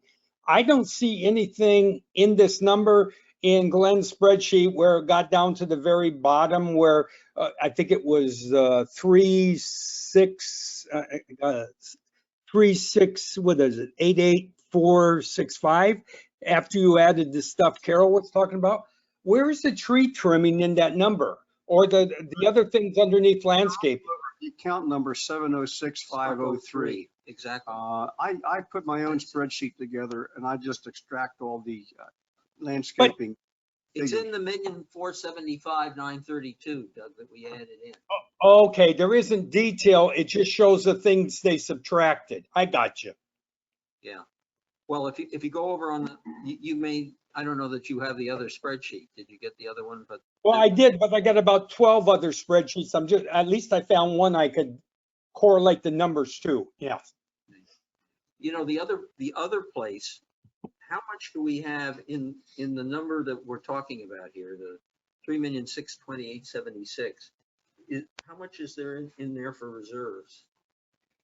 365. 365, That's, the same as is last it, year, is it 365? Yeah. right? That's a number we could certainly increase. Well, for landscaping, in my spreadsheet, I threw 4% in on all the line items. The contract went up 43%, but that's because we added a bunch of stuff to it, and then we removed some things, some of the line items. So if you take the landscape contract, just for the CDD property, not counting the shared commercial properties, that went up 43% for this coming year. But that includes stuff. But I put 4% on the other remaining 6 line items there, and I came up with totaled it out. It came up as a total of 6% increase from 2022 to 2023 is what my projection was. And for the shared landscaping, that contract part went up 36% from last year. But again, raising the line items up, which is only 3 of them now, 4%, we actually came up with a minus 1% there, which was really thrilling. But total, our landscape budget, if I put that 4% in there on everything, looks like it's going to come up about $31,000 roughly. But that's a 4% increase over 2022 to 2023. And that's going from 684 to 714. Okay, but wait, go ahead, yes. Yeah, go ahead, Bill. Real quick, you're looking for a not to exceed budget. That's correct. That's it. The wholesale price index came out this morning at 11% year-over-year adjustment. So that pretty much looks at what commercial costs are going to have done over the last year.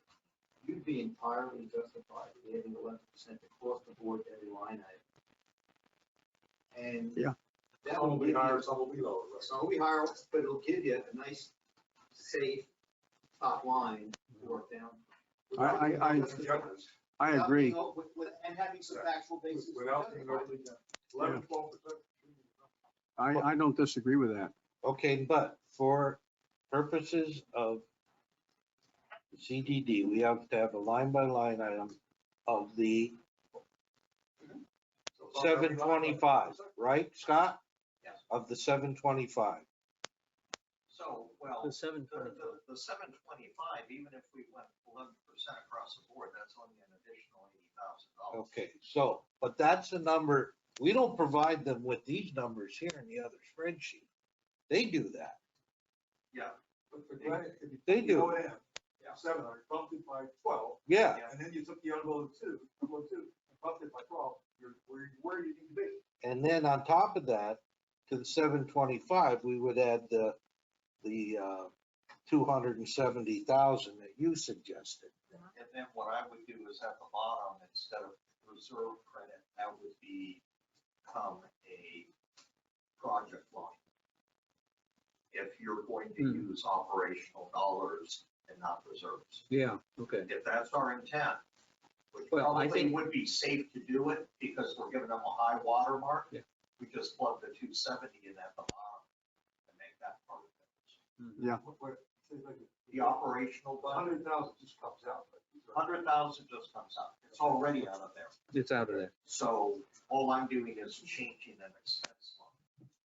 So do reserves carry from year to year if they're not used? Yes. Yeah. Oh, yeah. And is it possible to transfer money into the reserve before the end of the yearly budget if a project's not going to get completed? It is, that's done through Inframark. The CDD would do that.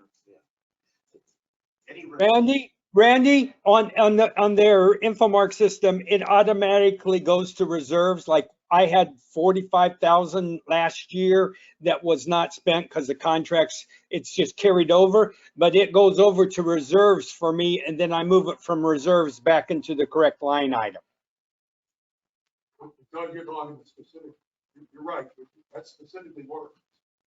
They don't have the same mechanism for the balance of the budget.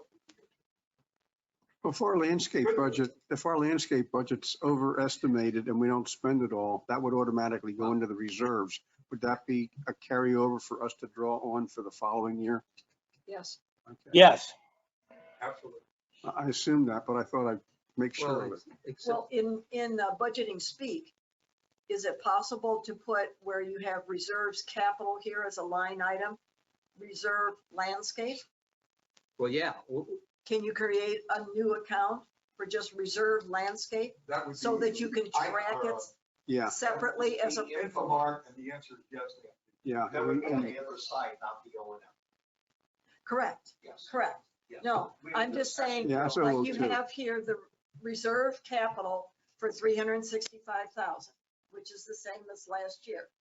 Is it possible they can create a new line item, reserve landscape? So that we as PPAC can track that landscaping as to how much they're expending and how much they're not, and not have it all just in reserves. What you're asking is currently done for bonds. At one time, Okay. bonds had a separate reserve of over 1.2 million until they initiated the downstyle project. But it was right in front of us. We knew what was there. We underspent the budget. It accumulated in Infomart, staying under bonds, staying in Okay. that umbrella. Yeah, I think that's a very safe way to do it because, Yeah. Right you now, know, we have this bulk of money in undesignated reserves.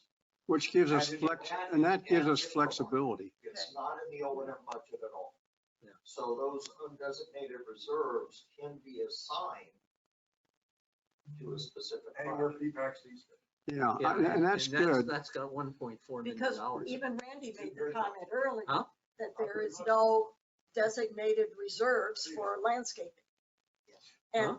this would be a way to create it, wouldn't it? You can do that. Yeah, I mean, this You is, can do that through this is Infomart. this is providing something that we then need to, when we do our reserve study, which will Right. include landscaping, then we can catch on. That's gonna be a shocking number Well, ultimately, maybe. when you get it back. Typically, as I understand it, the reserves, if they keep it in unspecified, then they have the flexibility of moving it around. We're going to use what's in landscaping as we use what was in ponds, and safety and security will be using it. So I think having some amount designated for those areas is good, because you're right, it does give us visibility that we have this number of dollars there. And it maybe helps us be more cautious of how we use it also, knowing that, rather than saying, well, we got this big pile of reserves, we can pull on it. I'd rather be more on the side of caution there and just know I got $100,000, and if I need something, I got a budget to utilize it. Keep in mind how much we just spent on the vehicle. One road. Yeah, Oh, you mean spent? We haven't spent it We yet. haven't spent it yet. It's $40,000 before we even get underway. Right. Yeah. So keep that in mind, because when you're talking reserves, it's not a piggy bank, but it is. That piggy bank's got to do all of our roads, Right. all of our street roads, Yeah. all of our sidewalks. It's gonna be a big number. Okay, so Well, we've got like $3.5 million in there. And it sounds like a lot, Don't we? right? But yeah, Yes, I When you agree. start It doing may a road, not it's be a not lot. $7 million in Boardwalk. I and think, you know, when you do budgeting, you can, you know, they say get as much as you can. Bottom line though is we get those funds from the ad valorem taxes. And what kind of percentage are we looking at by adding all these items to this current year budget on what Pelican Preserve residents are gonna pay Mhm. and property taxes? Oh, yeah. So we can, and you know, hate to tell you, everybody that's in the market has seen their portfolio drop significantly. Yes. And if we Don't go to remind them and say, we're doing a 15% increase in property taxes, because we gotta do this and this and this, you're gonna get, Well, it's only the high water mark for now. You're right. I You're absolutely agree. right. I And- agree. And there are places, you know, if you say you're gonna add 11%, I mean, there's clearly places where when we start to cut, which we will need to from the Yes. high water mark, you know, I look at something like manned access control. Well, that's probably not gonna go up 11%, No, Correct. right? the Mayor'scape. Paper and salads. Yeah. Ameriscape's fixed, but the other part of landscaping is not. Not. And that's a, understood. and that unfortunately is a really big portion of high visibility But features. we that gotta we give have. Scott direction here on Yeah, this number. right. So, you know, we've talked about several things. Do we want to take the special projects and landscaping and put it in the operational budget at this time, realizing we may take it and create a new reserve? reserve line. But for now, take the $270,000 and put it in the O and M as part of the non-ad valorem tax. Well, you'd only be doing 200,000 because the 70 Oh, was that's right, to 200,000. correct that, to Correct. correct Correct. the line item. Yes, so. So it'd be 200,000.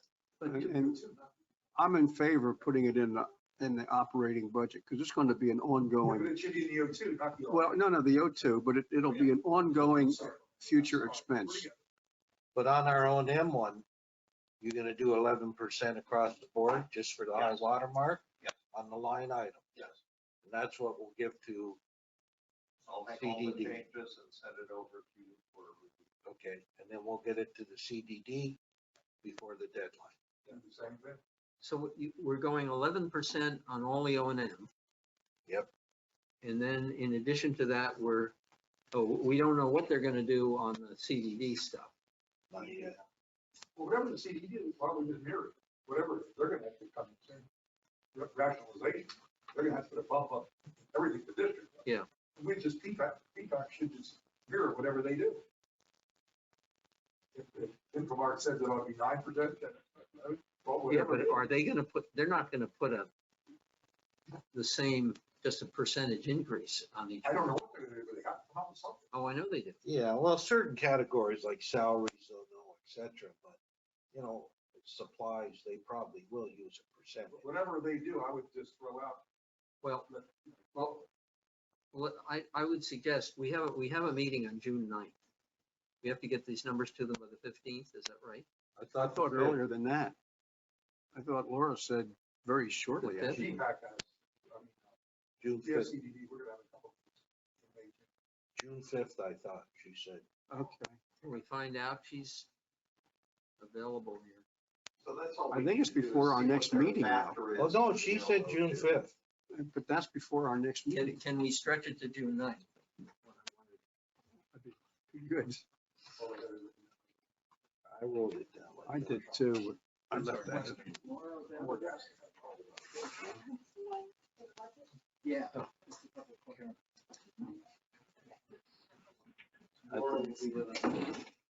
June 16th is the last CDD meeting. But I thought they wanted it before that. Well, let's see whether we can stretch it. Yeah, I made a mental note that they wanted it before our next meeting. This was our shot at it. Yeah, they wanted the first part of June. Yeah, before our next meeting. You can ask, they might. You might receive. I mean, that's easily done. I mean, on this, at least for the O and M. Well, I know you can do it, but my thinking was, in case we wanted to adjust it a little bit. In other words, one of the things we'd like to do is see what they're doing, right, on their side. What Gateway is doing with the rest of the things. If we could get those numbers, it might, by the way, I think we should go forward with what we've decided. But if we want to adjust them, do we have time to adjust them? That's what I want. Yes, we do. Well, I know we have time to adjust them, but do we have time to adjust the not to exceed number, No, which is the first one? And you're saying no. no, we don't. We have to give them that You not have to to exceed. give me a number today, Yeah, and I'll make the changes and send it to you based, and I would use a percentage. that's the safe bet. Can you use that With all spreadsheet? due respect to your 11%, Yeah. Bill, I think that's probably a figure that they're anticipating if Yeah. it continues at the rate that it is. No, it's historic. It's a year to year as of today. It has risen 11%. Producer price, wholesale price. Yeah, Oh, wholesale price, okay, A little different than consumer prices, which is going up 8.3. Yeah. right. Everything Either I've one been of those hearing numbers is 7 to 8%. I agree with that. And so I would feel much more comfortable if you use, well, pick 7 or 8, I don't care which one. But I think that's more in the ballpark that we should be in. And this is- 11% is awfully high. yeah, it is awfully. You know, because what we've been hearing is 8.5%, and the administration said it's dropped to 8.3, and so I think the general public, this is the numbers that they hear in mind, because this is what they keep getting told. So you're by all the media. That's not what you buy. You don't buy chickens and eggs. Yeah, Industrial yeah, goods and different services, indexes. which is- Or representative produced by somebody. I'd say we go 11. High water mark. At our budget. Either one That's works. what Laura's One's Right. better. And the I- feds are already saying they're going to raise interest rates some more, which will cool it down a little bit. I personally feel much more comfortable using 7 or 8. That's a high water mark? Yes. I'd rather go a little higher and be safe Well, and then reduce, and then we Versus work our probably bunch, actually realistic. yeah, we'll work our buns off to get it cut down. yeah, but do you remember all the, I'll use the technical term shit, that the CBD took last year because they raised their budget way up and people Yeah, but this won't started be, storing this- the meat. This one's not published. This one's not published. Laura, 2 questions. Yep. First one is, do we have any give in the date that we have to get our numbers through? Nope, because the high water mark has to be set by the board on the 2nd of June. So What's maybe a day or 2 and that's it. Oh, okay, so they have to set the high water mark on the 2nd? Yes. Okay. And when will their numbers, for, not our numbers, but all of their numbers, when will those be available? You know? June 2nd. Not till June 2nd? Yeah, when it's finalized. Mhm. There'll be some back and forth between now and then, but I'll be presenting a preliminary budget next week, Thursday on the 19th. Stephen and I have been working on that. It does not include your numbers or Stony Brook's because I don't have them yet. Yeah. But it has everything but that. can I shouldn't say it can- has some of your stuff in there, but I can't share anything with you until the board sees it. You can't. Are You are can give they me an antici- idea of a percentage that you're looking at for inflation Inflation? adjustment? No, You can whisper it. no, We're, 100. all right, Hey, we're debating, do you go as high as 11? Or are we happy with a 7 or 8? That is up to you. You guys are completely in control of your Yeah, budget. So we don't And have you're trying to input. get The off the only, hook the only part you don't have really control over is the shared expenses, which are 14% of whatever that budget ends up being, and then the allocations that you get for salaries. The rest of the money that you guys spend in P-PAC is completely up to you. We don't have any, we don't tell you, you're gonna spend this much on trees, or you're gonna spend this much on ponds. You tell us. You can't share the percentage. No, we didn't use a straight percent. No, Is there anything that you did use a straight percent? no, really? right. So a bag of fertilizer, you're not gonna, We just looked at trends and where we think we're gonna go. Some of the stuff we have contract numbers for, so we're I locked see. in. So Okay. there's not, I mean, in general, if you want, I would say 10 is safe. My recommendation is to ask for more than you're gonna need, because it cannot go up Yeah, we after June understand. 2nd. It can only go We down. understand that. We So it's understand. better to just err on the side of caution and put in more than you think you're gonna need, and we can always whittle it down. So 10 has been pretty safe. I think when we were working on the stuff for the bonds, we were just assuming 10%, but for the budget, we're not. Okay. Thank you. Sure, is that all you needed Appreciate me it. for? thank I you. think that's Okay. what we have. Yeah, yeah. No, You're sorry. welcome to stay. I I'm think we actually go working on 11. stuff now. So. All right, you're welcome. You can change it. I No, it's not set in stone, Carol. I know. So let them line item. I'm wondering whether there shouldn't be, I'm kind of with Carol. Should there be select places where we don't go up a lot?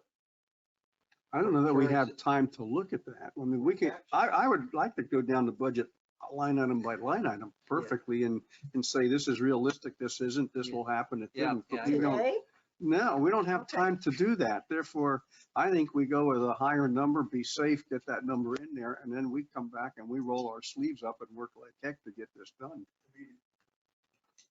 Okay, 11% on the bottom line. Yeah. Is just shy of $80,000. Mhm. And already, out of that $80,000, we already know for hardwood tree trimming this next year, I'm gonna use up 64, almost 65,000 of that just on one budget line. How do you get how do you get 80,000? 11%, oh, that's 11% of. 11% of the O and M. 725 Oh, of the O and M. oh, you're just doing that on the O and M. Yeah, I thought you were doing it in the entire budget. no, they do that. They do it. Laura does that. Oh, They do their budget. okay. I'm talking. Then I'm more comfortable with 10% on the O and M. Okay, Okay, Plus your 200,000. Yes. plus the Yeah. 200,000. And the 200,000 we put on the 002.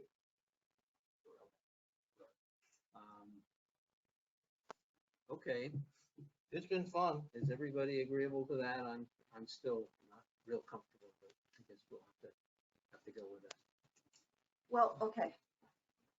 So what Scott will do now, do the 11%. Use that spreadsheet I sent you where I put in the new explanation. Because I cleaned it up a little bit, Okay. okay? Do your, You know, I got so many spreadsheets. I'll send it again. Could you send me the one for today and I'll know? I'll do it again today. I'll send it to you. You send it back. I'll send it to the committee members for your perusal. And, okay, and then if any comments, you can make them before the end of the month. Okay. Right? You're Actually, you're gonna need them before the end of the month. you're gonna, Yeah. I'm sorry, you're gonna send them to us, Yes. or is Scott gonna send his? number? No, he wants my spreadsheet first, Okay, then he'll do his crunching, then he Okay. sends it to me, and then I'll send it to you guys. okay. Okay, so I'm sorry, Scott, what is 11% of 725, 865? Just shy of $80,000. It's 79,000, I think, 450 some odd. 80,000? 11% of 779? I think 780, make my math easy, 78 plus another 8, 86. 86,000? Well, except he started at 725, Bill. Oh, that's right. That's the reason for the Okay, 11. it's horseshoes, we're close. Hand grenade. Okay. Is it the consensus of the committee that we're gonna go with Okay. this? I So I agree. come up with if I add 86,000 into it, I come up with a figure of $3,774,455. That's a mute point, really, because that'll change. But that's a high level mark. Right, Well, Scott's gonna do the calculations. I'll do the O&M. We can't control what they do with right. the O2 till we see. it. Now, We heard what that's she's right. doing. And by the way, I should remark, and Doug, as always, was very diligent, send us his budget, and that's not changing at all. That is staying, the Hans budget is staying flat. Yeah, but water is water. It's all fixed contract. Yeah, and that will be very helpful to us when we start looking at the overall Yep. budget versus budget. Yes. If we have $819,000 that's flat, that doesn't move at all, it's a zero movement. That will be very helpful. It'll be a 10-minute budget meeting instead of what, 2 hours? So Glenn, when do you need the revised budget spreadsheet so you can peruse it, get it? Anytime, I'm around. Okay. So if we get it to all of the committee members by the 19th. It'll be before that. Yeah, a week. Yeah, Okay, if we get it to you on the 19th, could we have everyone's comments back by the 25th? Yes, oh, yeah. So Okay. that way we can turn it into Laura. Yeah. By the 27th. Yeah. Because you got Memorial Day there. So I'd rather get it to her before the Memorial Day weekend. You put the dates down. Okay. in your email. In I'll your put the email. dates down. Yeah, tell us when you need our comments. Don't sit on it. Okay. Moving on. We got over the easy part. Oh. I thought I think what I'd like to do is Bye, everybody. the issue that's gonna take us some time is the boardwalk access limitations, which is another issue that we have to deal with. I would like to move on to member resignation. I'd like to move on to member resignation. I provided you with a letter that we have used previously to recruit candidates for the committee. And what I would do is I would solicit your comments on that letter if you think that that's the way to go. We certainly need to replace Glenn. And this letter plus an application form is what we could use. The only thing I saw was in the fourth paragraph up, Oh, application is due May, June 3rd. That's this here. oh, okay. Just cross Screwed that. up. Okay. That's okay. Well, no, I would solicit you, all of you to read this I did. and send your comments. Now, it's kind of long, it's giving a lot of background, but the assumption is that there are a lot of people in here who don't know who the hell we are and what the DSCD is. So it gives a lot of history, how we came to be and what we did. Most people don't know, Most people do not know. nor So, care.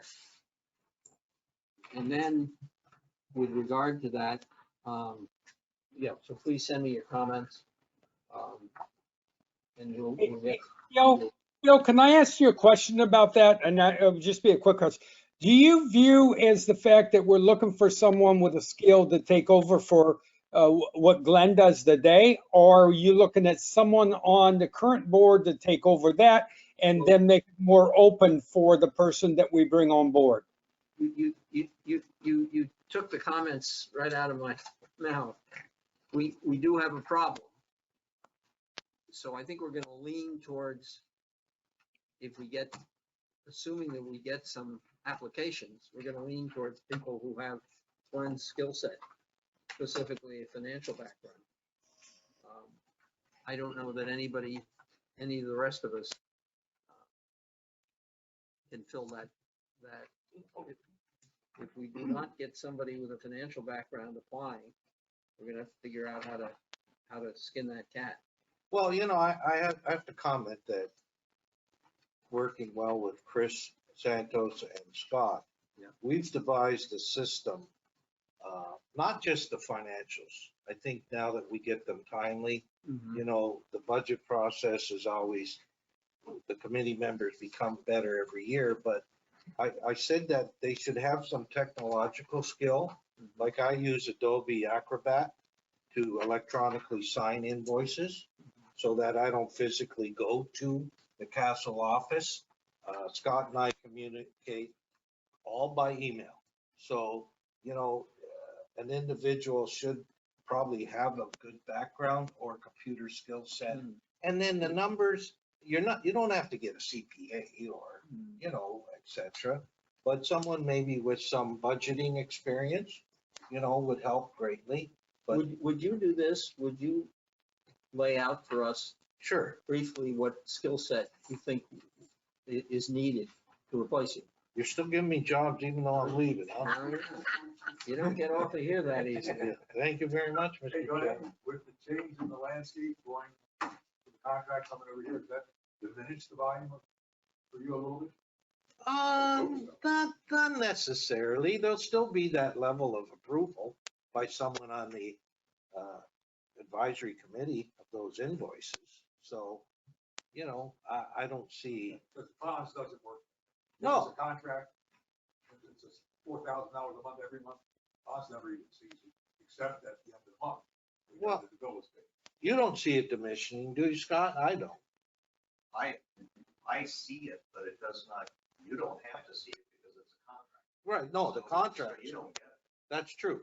but all the other items, anything that's Not contractual. not contractual and over the $500 limit, that's something left.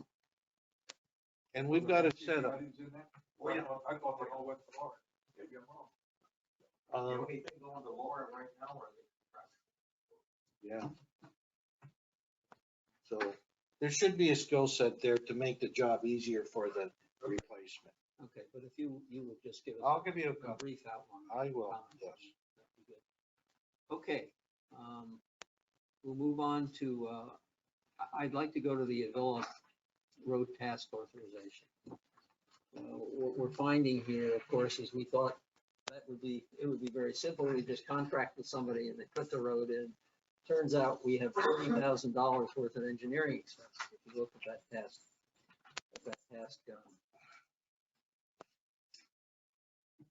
number. Because they found structural The task defects or authorization, something? no, they're gonna look for structural defects. You read that thing over, they're gonna engineer it, but they're first gonna look and see whether there are structural defects. And then they're gonna do the engineering work, and then they're doing some follow-up engineering work, but even some of that has to be done by the district.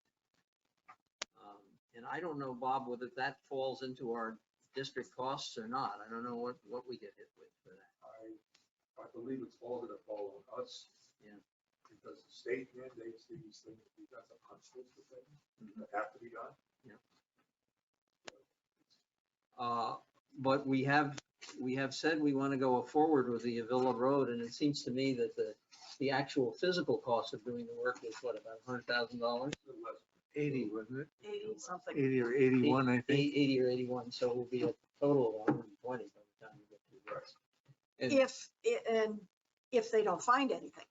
if the- If they Yes, find, right. if by doing these soil borings, if they find the Yeah, road you're right. bed Yep. needs to be repaired in places Yep. or whatever, I mean, it's You're gonna right. be more. Oh, it's gonna be big time.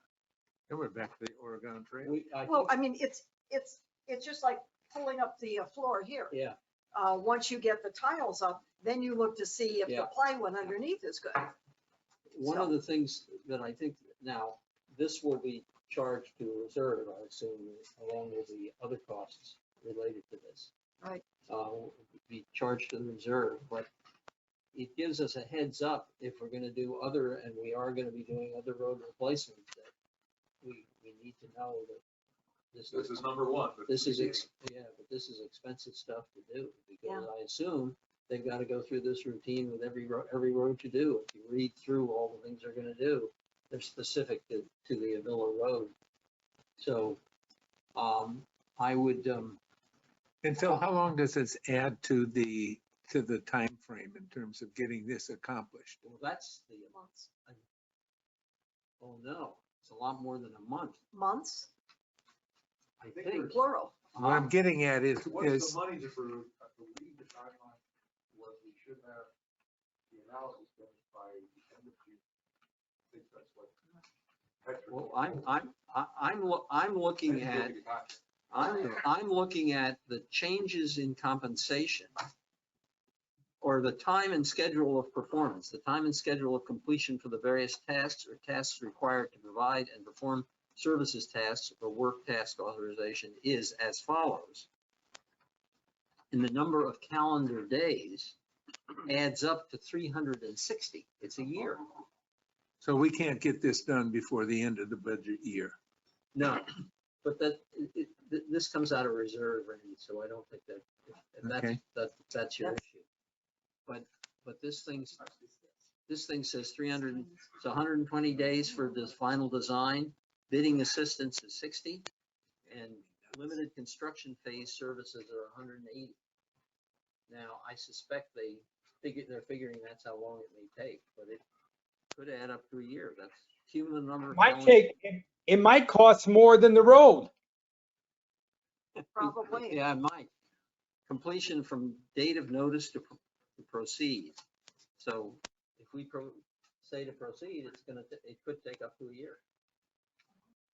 I'm sure that, Kathleen, I'm sure you're not happy to hear that, but. Well, is it something you really need to say? Because this meeting's been going on for a very long time. Okay, I would call for a motion to approve the task authorization. So moved. Do we have a second? I'll second. Okay. Carol makes the motion. Joe seconds. Any further discussion? All in favor? Aye. Aye. Aye. It passes unanimously, 7-0. Okay. All right. Now we get to some really simple stuff. Boardwalk access limitations.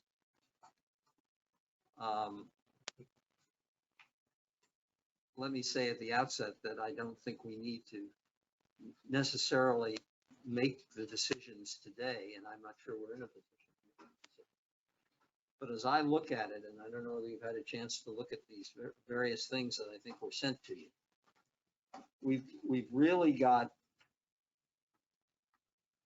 4 different kinds of things to decide whether they ought to have access to the boardwalk. The first are wheelchairs and manually powered mobility aids. And I think under the ADA, that's required. So I don't think we have a hell of a lot of choice on that. And by the way, what we're trying to do is to come up with what we're going to go to the Southwest Florida Management District and request. But what we're doing is we're really advising the GSCDD Board of Supervisors about this. I think the other thing we need to do is we need to cross-reference this with the PPCA, because this is a thing that affects the entire community. So I think we need to cross-reference that with them. Then you have other power-driven mobility devices for use of handicapped people. And this is where we may fall into an issue with golf carts. Because that is correct. I think they, for the ADA, I think they fall into that category. That's correct. And in order to prevent access by those things, we have to go through that. There's a number of things you have to look at, and you got to prove that it really would interrupt, would cause safety problems and various and sundry other things. I'm of the opinion on those things, that we ought to, I think there's probably relatively small numbers of people who would be using those devices on the boardwalk. But it does include lots of things, including golf carts. Should we, what are people's opinions as to whether we should allow that to happen?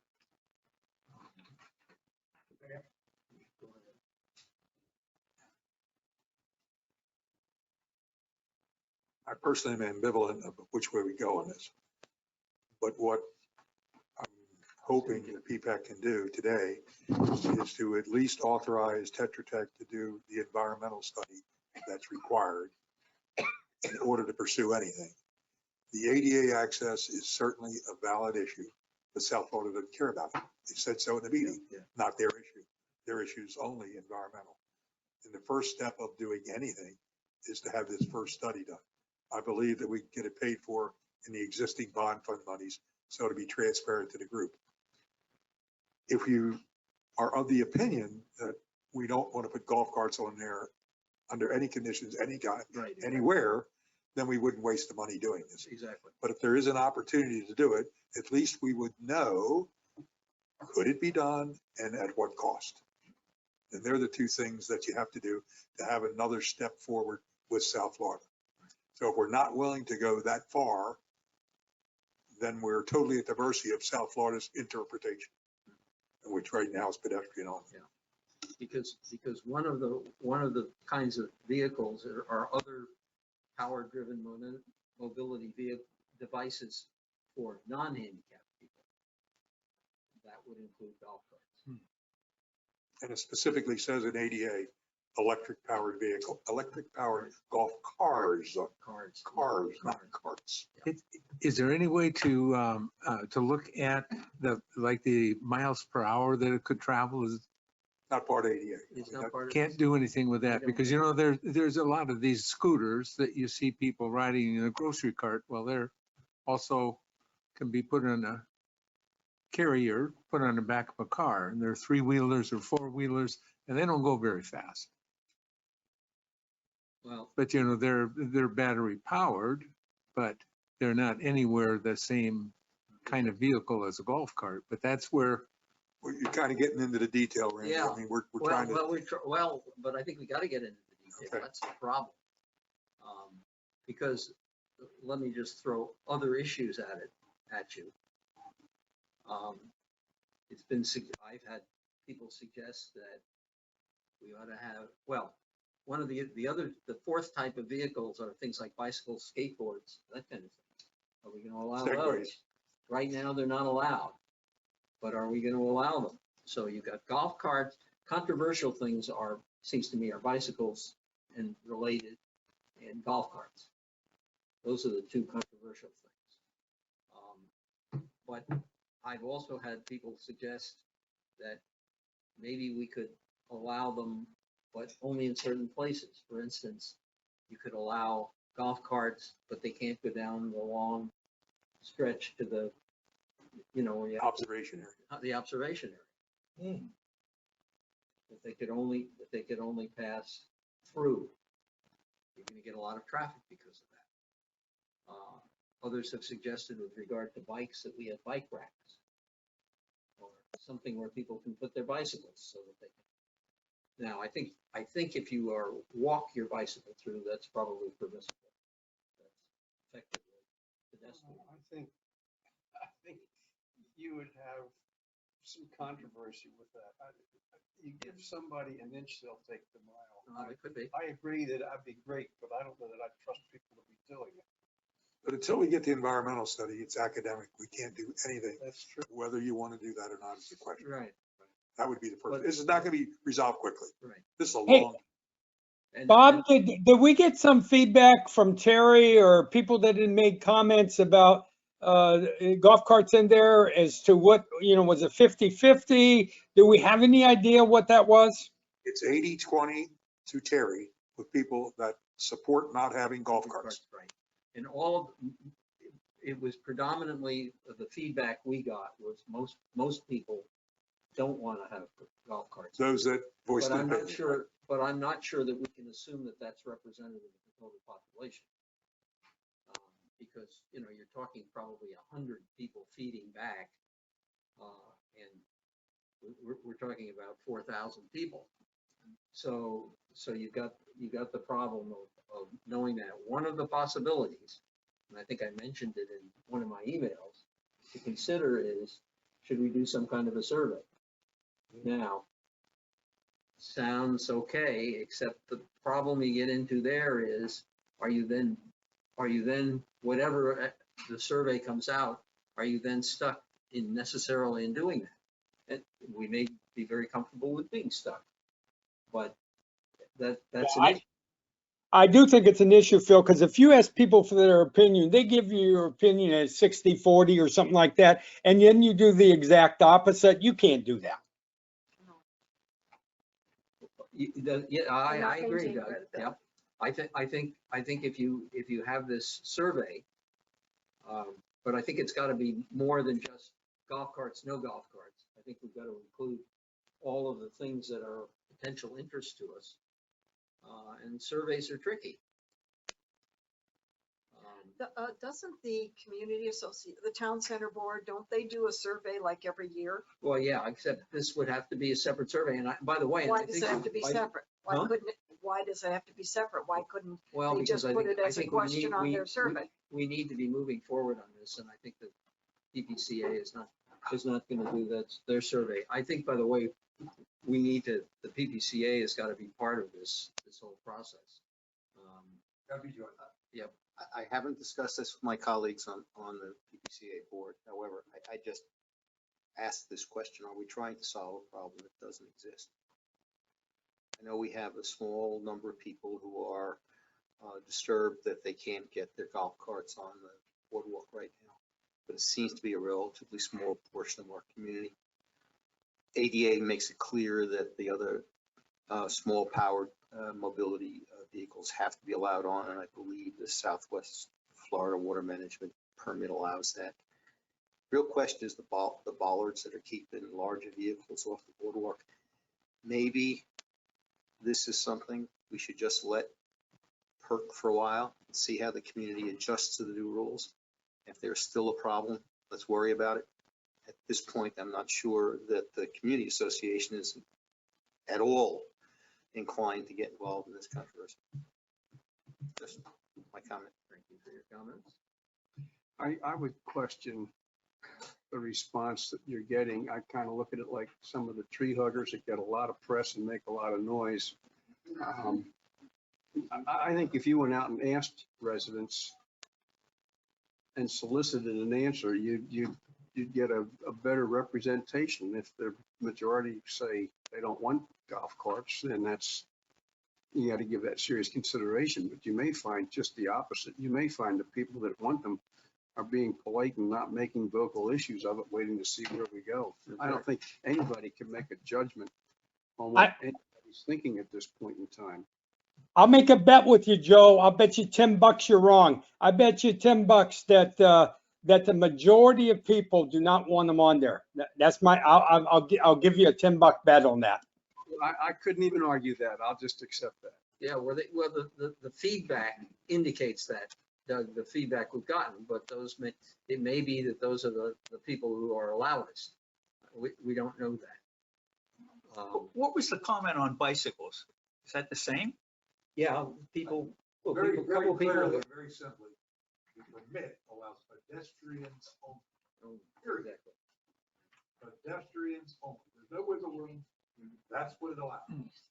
They will not consider amending it for ADA. Obviously, they have to. But right now, that's not in the purview. So that's including bicycles, all that stuff. Anything other than pedestrian? CC, you need to go up here. Florida state legislature has a definition of what a pedestrian is. And I think Tony should just tell us what's a legally pedestrian. Those are different. Florida state legislature doesn't have squat to do with South Florida water.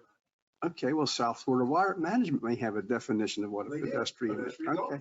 Okay, well, I hadn't heard that they gave us a definition of a pedestrian, but I think if they have a definition, then everybody ought to know that this is the definition of what a pedestrian is or isn't.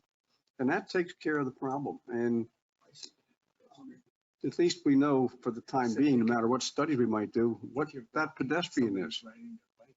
Okay, can we stop the side conversations, please? Just Go ahead. Just CC. CC Haas, just a quick comment slash Say question. where CC is. CC Haas of Casella. Okay. Is there any possibility there might be some strength in an engineering opinion as to the potential negative impact to the structure after spending $1 million of having golf carts on there? I don't know if that's got any value, but has it been considered? That would come into play. Thank you. That would come into play. I think Mr. Geppert's correct. The environmental study is first thing. If that says everything's okay, You want to do anything? then you can look at other stuff. But unless that's done, there's no point in spending any time. Well, but there's no point in doing that environmental study if we don't want to put golf carts back on the thing. Why Well, bother? if we decide here we don't want to put golf Yeah, carts, then I think that's a dead issue. the question is, which comes first? The decision that we don't want to put golf carts on there. If we don't, there's no point in doing the environmental study. Well, does anybody want to make a comment? You want golf carts or not? We can settle that quickly. You I need don't want debate? golf carts. You need debate, or do we I'd decide be now? interested in what the committee thinks. Randy, where do you come?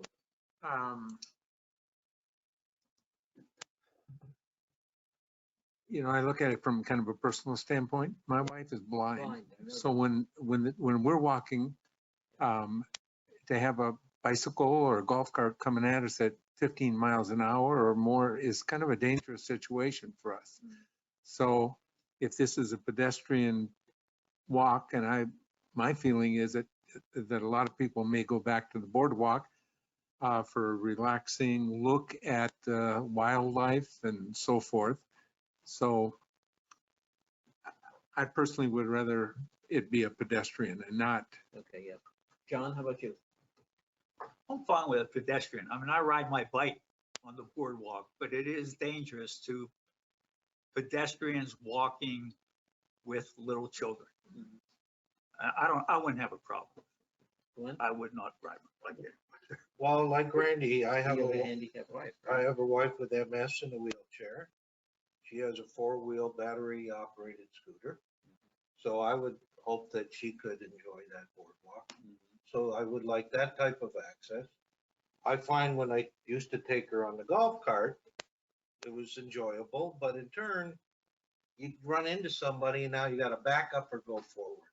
So I can see why golf carts shouldn't be allowed, but I do believe that someone that there's some very high-powered wheelchairs now, et cetera, should be able to use that boardwalk in their device. Okay, thank you. Joe? Well, I think ADA compliance is necessary, wheelchairs are necessary, but I go along, I'm not happy about not being able to use my golf cart. My wife has a very difficult time again for blindness, although she has peripheral vision, but walking, she's got 18 screws in one foot. It's difficult, but I'd be willing to sacrifice that. And maybe I can take a wheelchair up there with a golf cart and push it. So I think for safety's sake and for peace of mind for many people, I'd say end the golf carts. Doug, where do you come out? I'm against the golf carts being allowed in. And that's where I come out as well. So Pretty good sample. the committee sample. Hey, Joe, do you want to pay my $10 right now, or do you want to wait for a bigger survey? I thought it was 20. I have had two people who say, I don't know anybody who doesn't want golf carts on the boardwalk. I've had many So more there are- people tell me they want their golf cart there Yes, than don't. And so when I hear these samples, yeah. that's why I question what Bill said and what Terry's getting. A lot of people just have not said anything. I had one guy give me a half-hour dissertation why he was upset about it. But I think it's smart not to do it. I think it's probably safer for people. You And can't walk on the boardwalk when the golf cart comes your way. You have to stop and put your body against the railing. That's the only way. There isn't enough space there. We lost 12 inches on the boardwalk when we put the new one in with those 6-inch boards across each side. people buy, but with wheelchairs on there, and maybe there'll be more of them in the future, golf carts and wheelchairs are not going to mix. My- But we need to have now my su- parking facilities. Yeah, well, Okay. my suggestion is I will put out to you something that asks a lot of these questions that you need to consider. And I would ask others to add to that list so that we can send it and we can discuss this again, but all have the chance to absorb this and think about what the alternatives are a little bit further. Is everybody agreeable to that? This is not a decision that we have to make today. Things are okay. So I think that we can tell the GSCDD board, despite Tony Pierce's recommendation, that we have not come to a conclusion yet. Phil, if there's also some way to draw a distinction between these battery powered vehicles, a lot of those that you see that are 3-wheeler or 4-wheel, they're able to be carried by a carrier on the back of their car, and people use them to, go to the grocery store or do other stuff. And they don't go very fast, and they're not very big or threatening, I don't think. But once again, I think it really would tie into the Disabilities Act in terms of allowing that as another conveyance outside of just a wheelchair. Part of it, I'm going to ask you what kind of vehicles you think should be allowed. And these, and maybe Medicare pays for certain types and they fall into some category. You don't want to get into that. No, I have experience. I don't have an objection to those, and I think that but I don't see many around the community either, so it may not be much of an issue.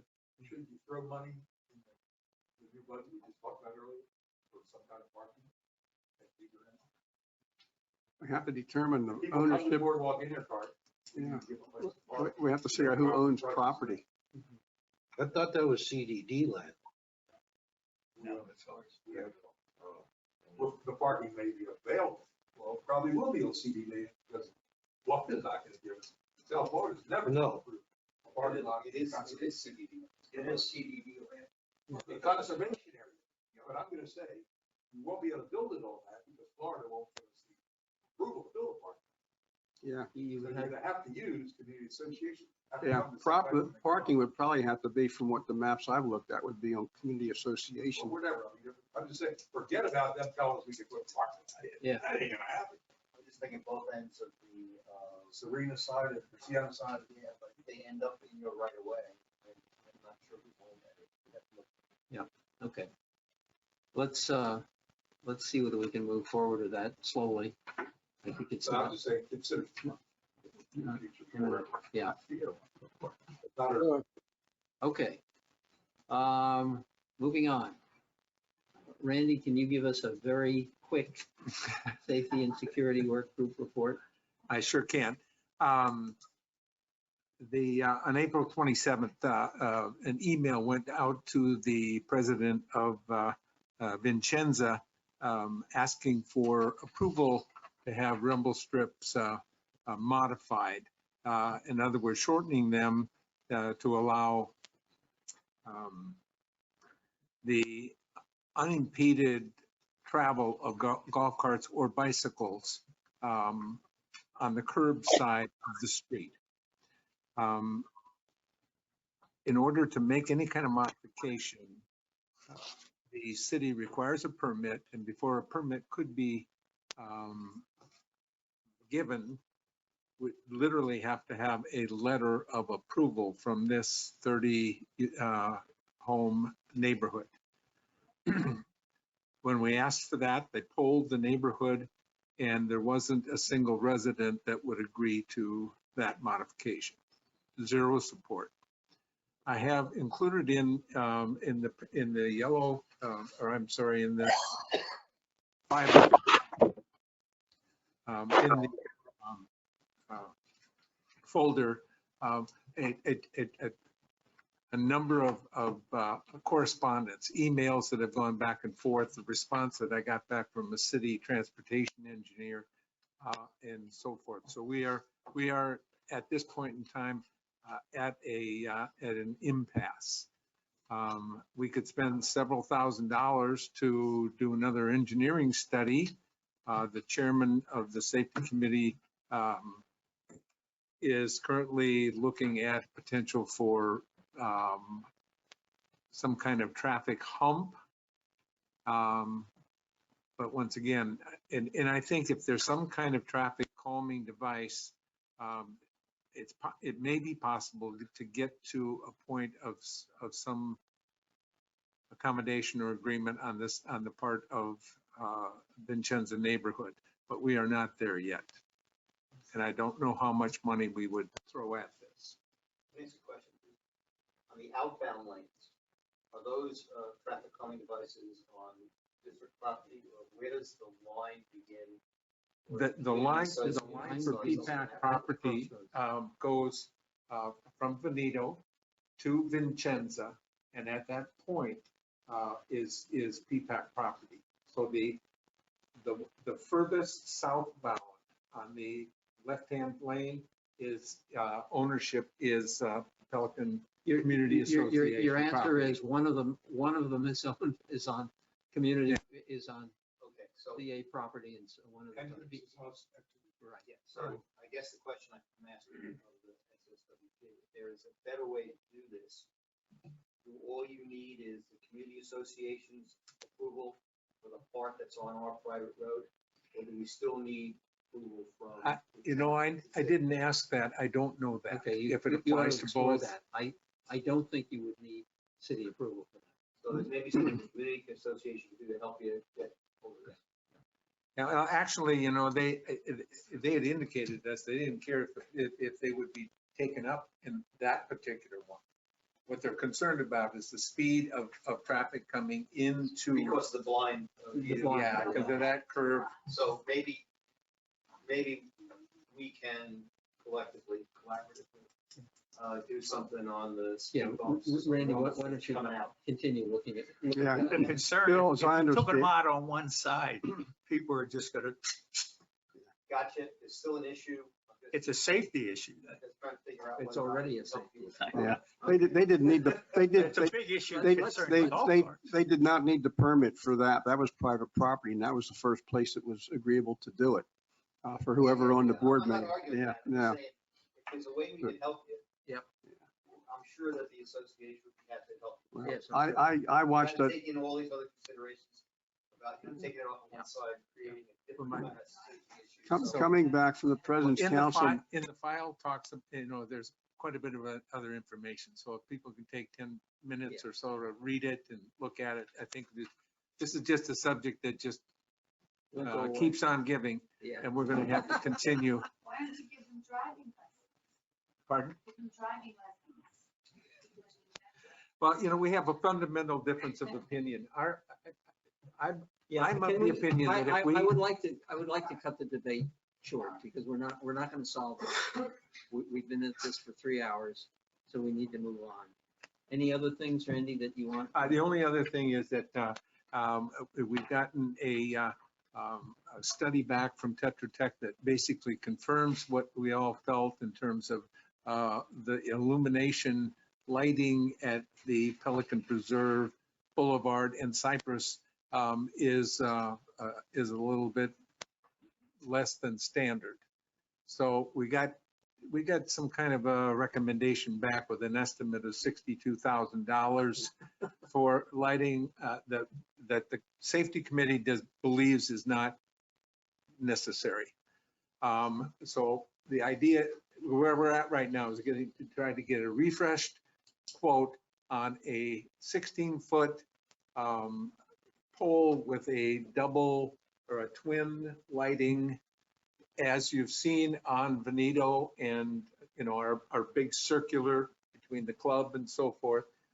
And try to put that at the nose of the median on Cypress Grove. And then, pardon? One side. One in the middle of the median. Well, and then, there could be others added across the street by the pond, and there could be a 26-foot one. My concern is that if we put in 4 26-foot lights, that now somebody in that neighborhood, and I think it's Availa, is going to say, we didn't have these bright lights in our lanai or our back bedroom.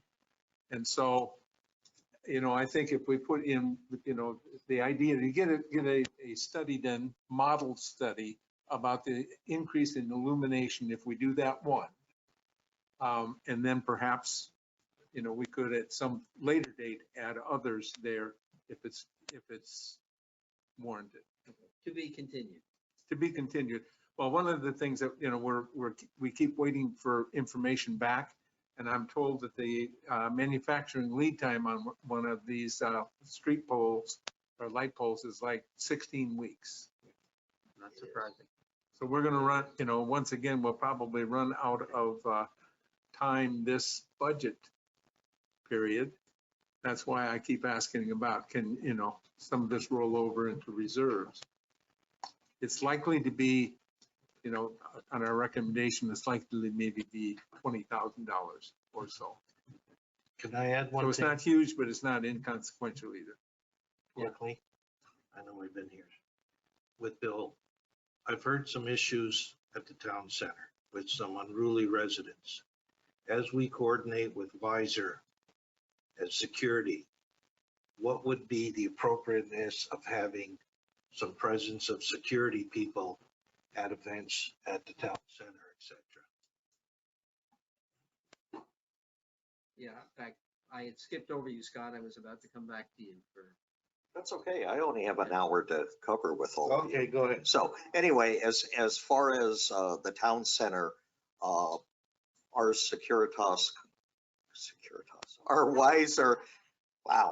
our wiser contract, as like the Securitas contract, does not include the town center amenities nor the golf club. When they request that type of service, they have to enter into a short-term contract or use them as a vendor. So, but as far as PPAC and the CDD, we do not fund that. So do you feel as part of the association that we've got it under control? Because I heard there was some fines levied, et cetera, And are these people who are doing this gonna learn from this process? One always hopes that the adults in the room will forget. I'm not sure. I agree with you. I'm not sure. I'm sorry. Excuse me.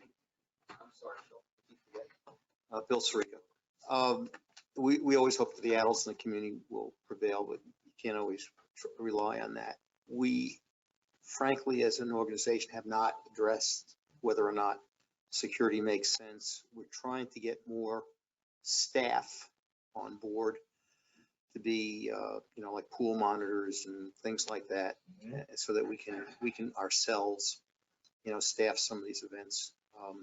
Whether or not we need uniform security, I don't think at this point it's that bad. It's just, we got some residents who just don't know how to behave, You're I think always they've been gonna locked have, up for too long. you're always gonna have a few, and you just have to deal with it. And that's what we're doing. We're for the first time now, since we're a board of residents and no longer a builder, we're starting to do things in enforcement that the builder never wanted to do. Hopefully, the advertising of the fact that we're assessing fines is gonna get some people to pay attention. Curtail some of Yeah, this I activity. think that's a Okay. good approach. Thank you. I agree. Okay. Thank you, Good Brad. enough for me. And it's really nothing new. I remember 10 years ago, we had a bar fight in Destinations with a broken bar bottle. I was there. I mean, we've always had unruly customers. What did the other guy look like? No, Okay, we're on to Scott's report. Oh, okay. Thank you. Scott Charnot, property manager. We were speaking about parking around the boardwalk. This is where the owners are currently parking. So you can take a look at these areas, and they're actually parking off the cart path onto grass areas. So,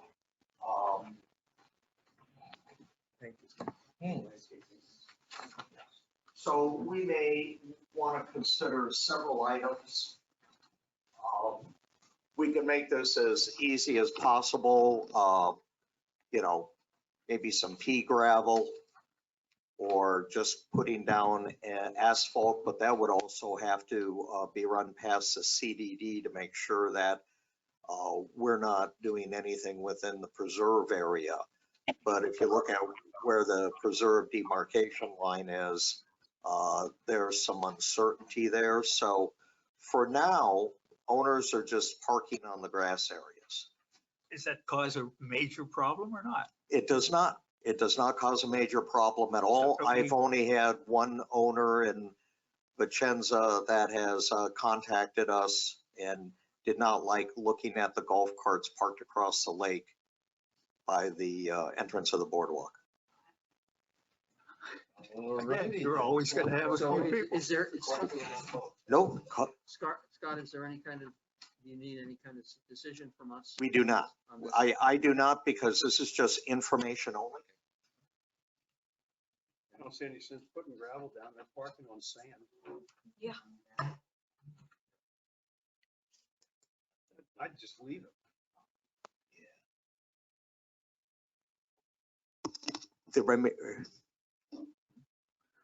We've been here a long time, so what I would recommend with the rest of this information is that you take a look at it, and I'll address it at the next meeting. The one thing that I do have here is I just received the proposal for the 11 palm trees. So that is right underneath the traffic counts. So if you want to take a quick look at that, that was one of the items. And you'll need our approval on that, is that right? Yeah. Discussion and approval. Yes.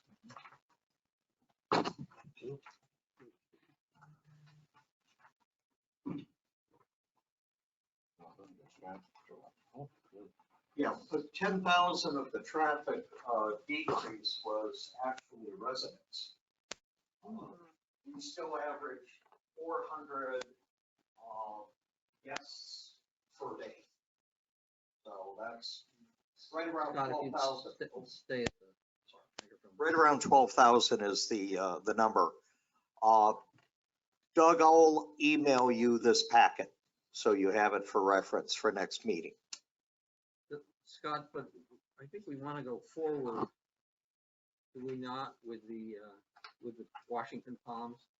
Is that, That was the discussion that I've had with Joe and yourself and Bob Geppert. So I think there's a little history you should be aware of before we decide. I mean, I think they would look good, but it was determined that they're lightning rods. They get hit every year. And we were considering maybe putting a different lower growing palm in there because we replace a couple every year. We got one lightning strike, took out 5 or 6 trees. Took out 6, didn't it? I think it That's my was, I think it recollection. was, And we Yes. had it- we got Yes. those So I'm not removed sure. Just before the end of the budget year. yeah, we got them removed to help us budget wise. And that, yes. Yeah, that's right. I don't know where the 11 are from. I didn't think it was 11, but I'll take your word for that. The other thing is, since Tony made us aware of property lines, this is on golf course property. This is, This is, these palm trees. yes, they are. Now, there may be some easements, which we have been trying to look into for taking care of landscaping. They're called landscape buffer easements. So I don't know where we stand on that. We can authorize spending this money. So Joe, the 6 that were taken out, they were just at the entrance to Veneto, correct? That's in the same area, same area. same How could area. that be golf course property? It's not close. WCI did some- I could see. Well, WCI did some very crazy things when they laid out the property lines. There's community association property in a lot of the local communities. There's some at the end of a lot of the roads that was done to, as Scott had told me before, I believe, Scott, you can confirm this, was done to try to keep some of the HOA fees down. So WCI was paying for the whole thing. So they were able to just put it into a blanket of But funds. so then that makes it private property. That could make it private property. We have a number of issues like that throughout the community, and a number of them up and down Pelican Preserve Boulevard. And we have some residents that would like to have some landscaping done, and it turns out, unless we can determine if those easements are in effect, which we haven't yet, the landscaping's on their personal private property, not even HOA property. So these are some of the issues that we've been dealing with. When Tony told us we couldn't keep the community association in our landscaping contracting bid package, he also said we can't spend a dime other than on CDD properties. Now, If I may, Joe, and I'm sorry to interrupt, but that land is CDD property, and you're right, it is golf course property, but that is in a maintenance easement with lakes and ponds. So no matter where that demarcation line is, it's still maintained and expensed through lakes and ponds and the O&M agreement.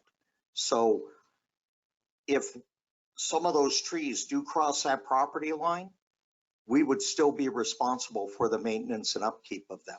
As long as, I don't have any Yeah. issues with that, as long as we understand that, and we understand that there's some sort of a written document somewhere, because that's what Tony was stating he wanted to confirm the Yes. process. You're totally right. I mean, because remember when they just were out there recently because of the acquisition of, or the selling of the golf course, they did all that survey work, and everyone, at least a lot of residents were up in arms because it showed that the ponds, banks and stuff like that was part of the golf course, and it wasn't. It just like you're saying, I'm just saying what you said is true. well, it seems to me that this is something that needs to be looked into by the new, hopefully the new, by the landscape work group, Yeah, all of these things. But I'm just pointing to this particular one where things look pretty bad there. But why are we putting 25-foot tree back in? Oh, that I agree with. There's no need to put a 25-foot tree. The trees that are there are very, very tall already. And if you put something shorter than that, it would really look not good. Not And- necessarily. I mean, we had a 20-some foot palm tree that went, and we replaced it with probably like a 10 or an 8. I mean, at my own expense, but it doesn't look that bad. Yeah, my recommendation would Those be grow, not to right? go with anything less They than a grow. 20 footer, maybe a 20 footer, but I wouldn't put anything smaller than that. Yeah. We want the aesthetics of the community to look consistent all the way up and But down if the you're road. putting in that many, Well, I don't know where 11 of them are going, quite frankly. I thought we were looking at maybe 5 or 6.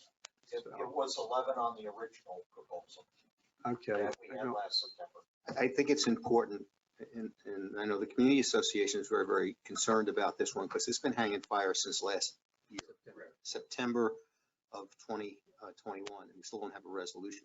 We have 4 corners there. The 4 corners need to look somewhat, not identical, but somewhat in conformance with each other. I mean, that's just the look of the intersection. You can't take, you can't take hardwoods and replace the palms that we've lost, or take palms that are substantially shorter than the stuff we've got on the other 4 corners without making the whole thing look kind of silly. I shouldn't say silly, not look in balance. I'd leave it to Joe and his group to give us a recommendation, but we need to get this done. We can't put this off any longer. I'm just worried that a lightning strike's gonna wipe them out this summer again. You know what? We're the lightning capital of the world. I agree. I don't know how to fix that. Is that the first time those trees were taken out, or is that twice No, already? no. I happens- don't know the answer to that. Well, it happens. In 3 years. There you go. Yeah, so that, so this, once again, kind of justifies having some kind of reserve for landscape. Mother Nature punches it in the Yeah. mouth. We got the money. Our ultimate plan was to actually put some smaller growing palms in there that actually take less cost to maintain also, because these palms are extremely high. They require a lot more money for maintenance of trimming. And we were looking at putting smaller, or not, palms that are substantial, but smaller than these Washingtonians, and letting lightning just take them out over time and replacing them with something. So ultimately, over maybe a 5-year period, we would have something that again looks uniform. Because if we keep replacing them with smaller palms anyhow, they're not going to be looking uniform. So we can spend $15,000 here and make it all look good today. But I think one of our long-term plans is going to be, we need to redo, and in fact, we've looked at redoing that whole area from a landscaping standpoint. I don't have a problem if you want to spend the money. So it's you, and we're working on, as Bob said, the engineers are looking at all the easements, and hopefully the CDD will have all those on record also. That was part of the So, issue. Mr. Chairman, what do we do? What do we do? Well, it seems to me that we probably ought to replace these trees. At least that's my opinion at this point. And With similar. Huh? With Similar. And have in our long-range plan, something to take care of this corner, or the whole circle where the trees are located. Now, that would be my, but that's an opinion. Do we need a motion to Yes, approve it? we need a. Let me- I let would me- make a motion to, Glenn, can I make one, let me just ask one question. Make the motions to approve replacing them, make the motion for the money, but why don't you let me double check again with Mark, who was the guy that was involved with this, and see if he has an alternative tree that could be planted that might be better for us toward, as we're moving forward. But definitely we will have this done, and we come up with an alternative tree. Scott, you think we could still have that done within the month? As long as the trees are Well, available, yeah, yes. as long as they're available. Yes. Okay, is Would that be agreeable? there a way that we could check back on this quote, because it seems to me that we had 6 trees taken out and there was a quote for $16,000 that included the removal and the replacement of those at that time. I'll send you the last proposal So, because it was 19,000 and it did include the removal and replacement. So again, there's a price increase from last year at this because that was last September. okay, but we still get. I mean, I'll get that for you, not a problem. Yeah, I'll but send we it still- over to Don't you. we still have a discrepancy between the number? No, I'm sure, well, you got to keep in mind with lightning. but the difference between Yeah, but 6 and I didn't- 11 is I- pretty I- significant. Well, 19. 11 seems like. no, it No, was I'm talking about the 19,000. number of trees. My memory says that there were 6 of these tall Washington palms that were hit by lightning and taken out. And we paid for that and we didn't replace them. Right. No, And that you, was So my. now we're talking about 11. actually, I'll send you the proposal. It had 11 trees on it at that time. I'll send it to you. Yeah. It's okay. Well, Okay, I have it on my desk.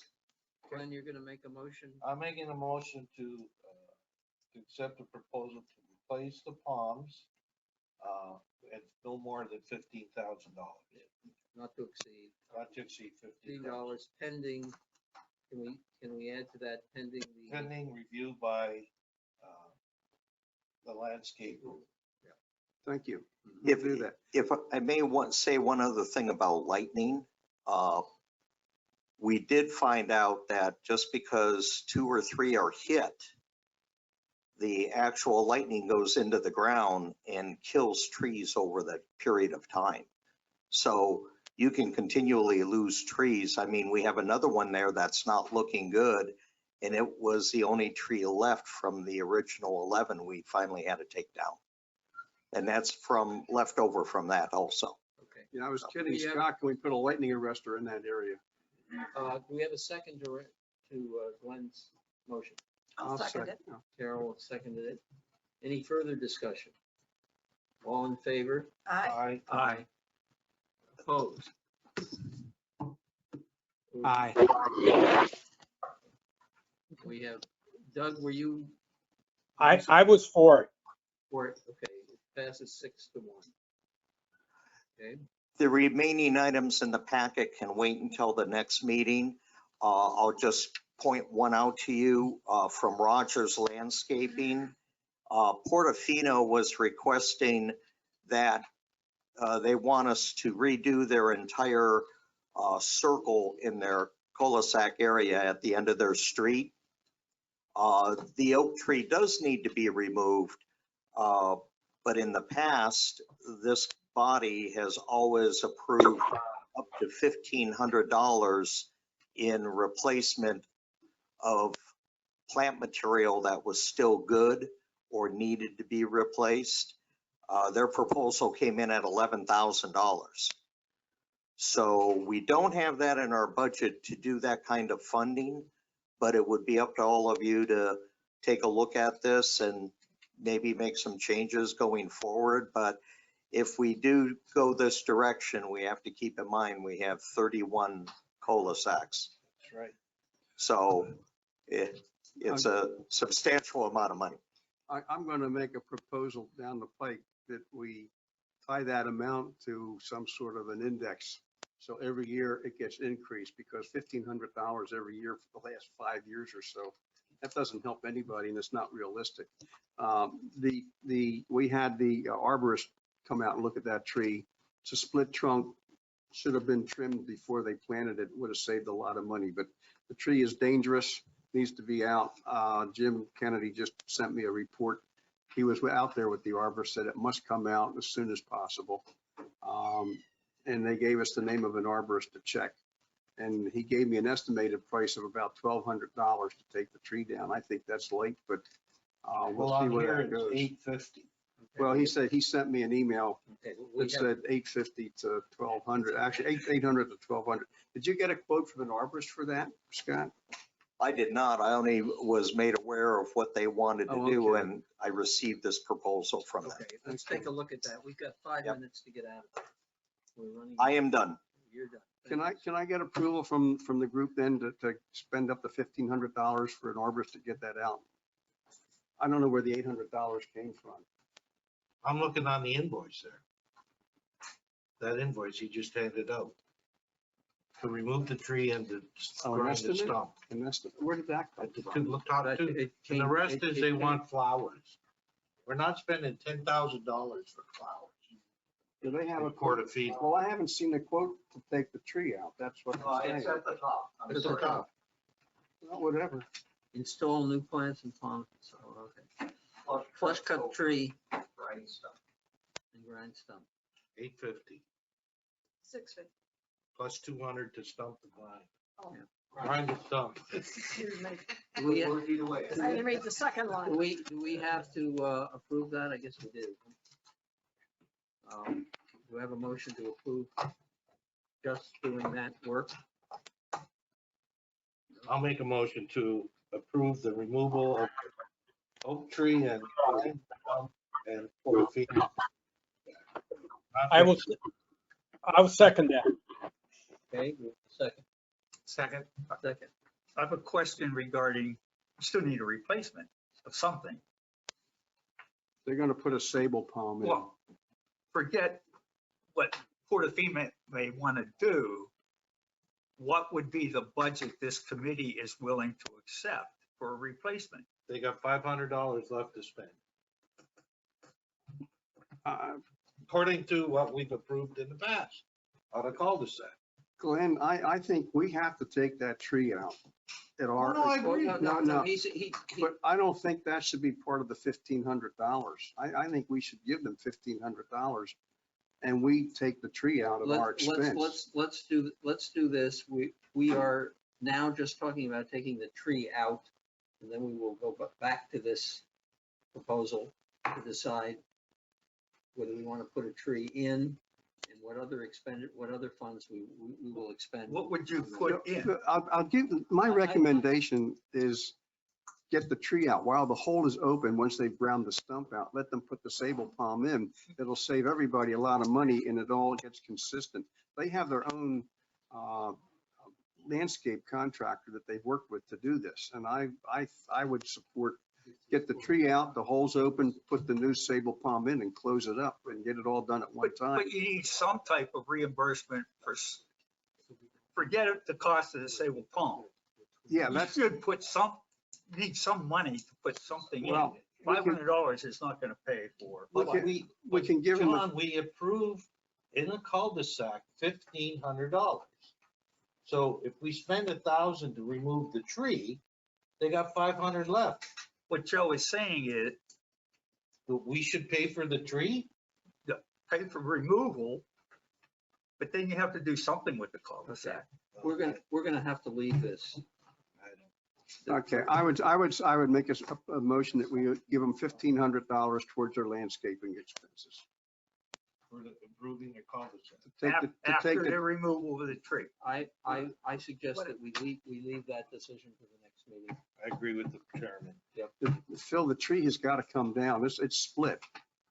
Does. Okay, well, Glenn has made a motion to remove the sable pond and grind it down. How much, approximately, how much would it cost to put the sable pond in? I didn't see any of these documents, so I don't have a clue. Let's just give them $1,500 and they can do with it as they please. Take the tree out and use it towards putting another one in. And that would be consistent with previous practice? Yes, so just, Okay. And then John will look at whether you do more money. Okay? So we have a motion to give Portofino $1,500 for work on the cul-de-sac. Not to exceed. Hmm? Not to exceed. Not to exceed 1,500. Do we have a motion to do that, I will. Carol? I'll second. Seconded. I'll Any second. further discussion? All in favor? Aye. Aye. Doug, you still with us? Maybe not. Okay. I agree. I had a hard time getting the mute off. We're not going to have committee requests and audience comments, but we do have 2 meetings in June. I'm not sure. What would the dates of those be? Record would be June 9th. June 9th. Well, our meeting is June 9th. but Okay. PPAC is June. Yeah, so June, we need people to cover the June CBD 2nd, is June 2nd. June 16th. I'm sorry. Yeah. Do we have anybody for June 2nd? I can't, You can't do it. Okay, and I can't do the other one either in June, okay. I'll do but June I can 2nd. do the first Joe, one you'll do- in July. Joe, you'll do June 2nd? Yeah, let me we have let me anybody? just confirm that, but I think. Okay. And anybody for June 16th? I can take that, Phil. I don't know the 16th. Okay. So it's Doug and, okay, Yeah, I can do it. okay, Doug and Joe. And I can do the first one in July, And, okay, Carol, 1st in July. Okay, on the 7th, July 7th. okay. Okay, any other, for the good of, I will entertain a motion to adjourn. So moved. Moved. Second, Glenn, okay. The meeting is adjourned.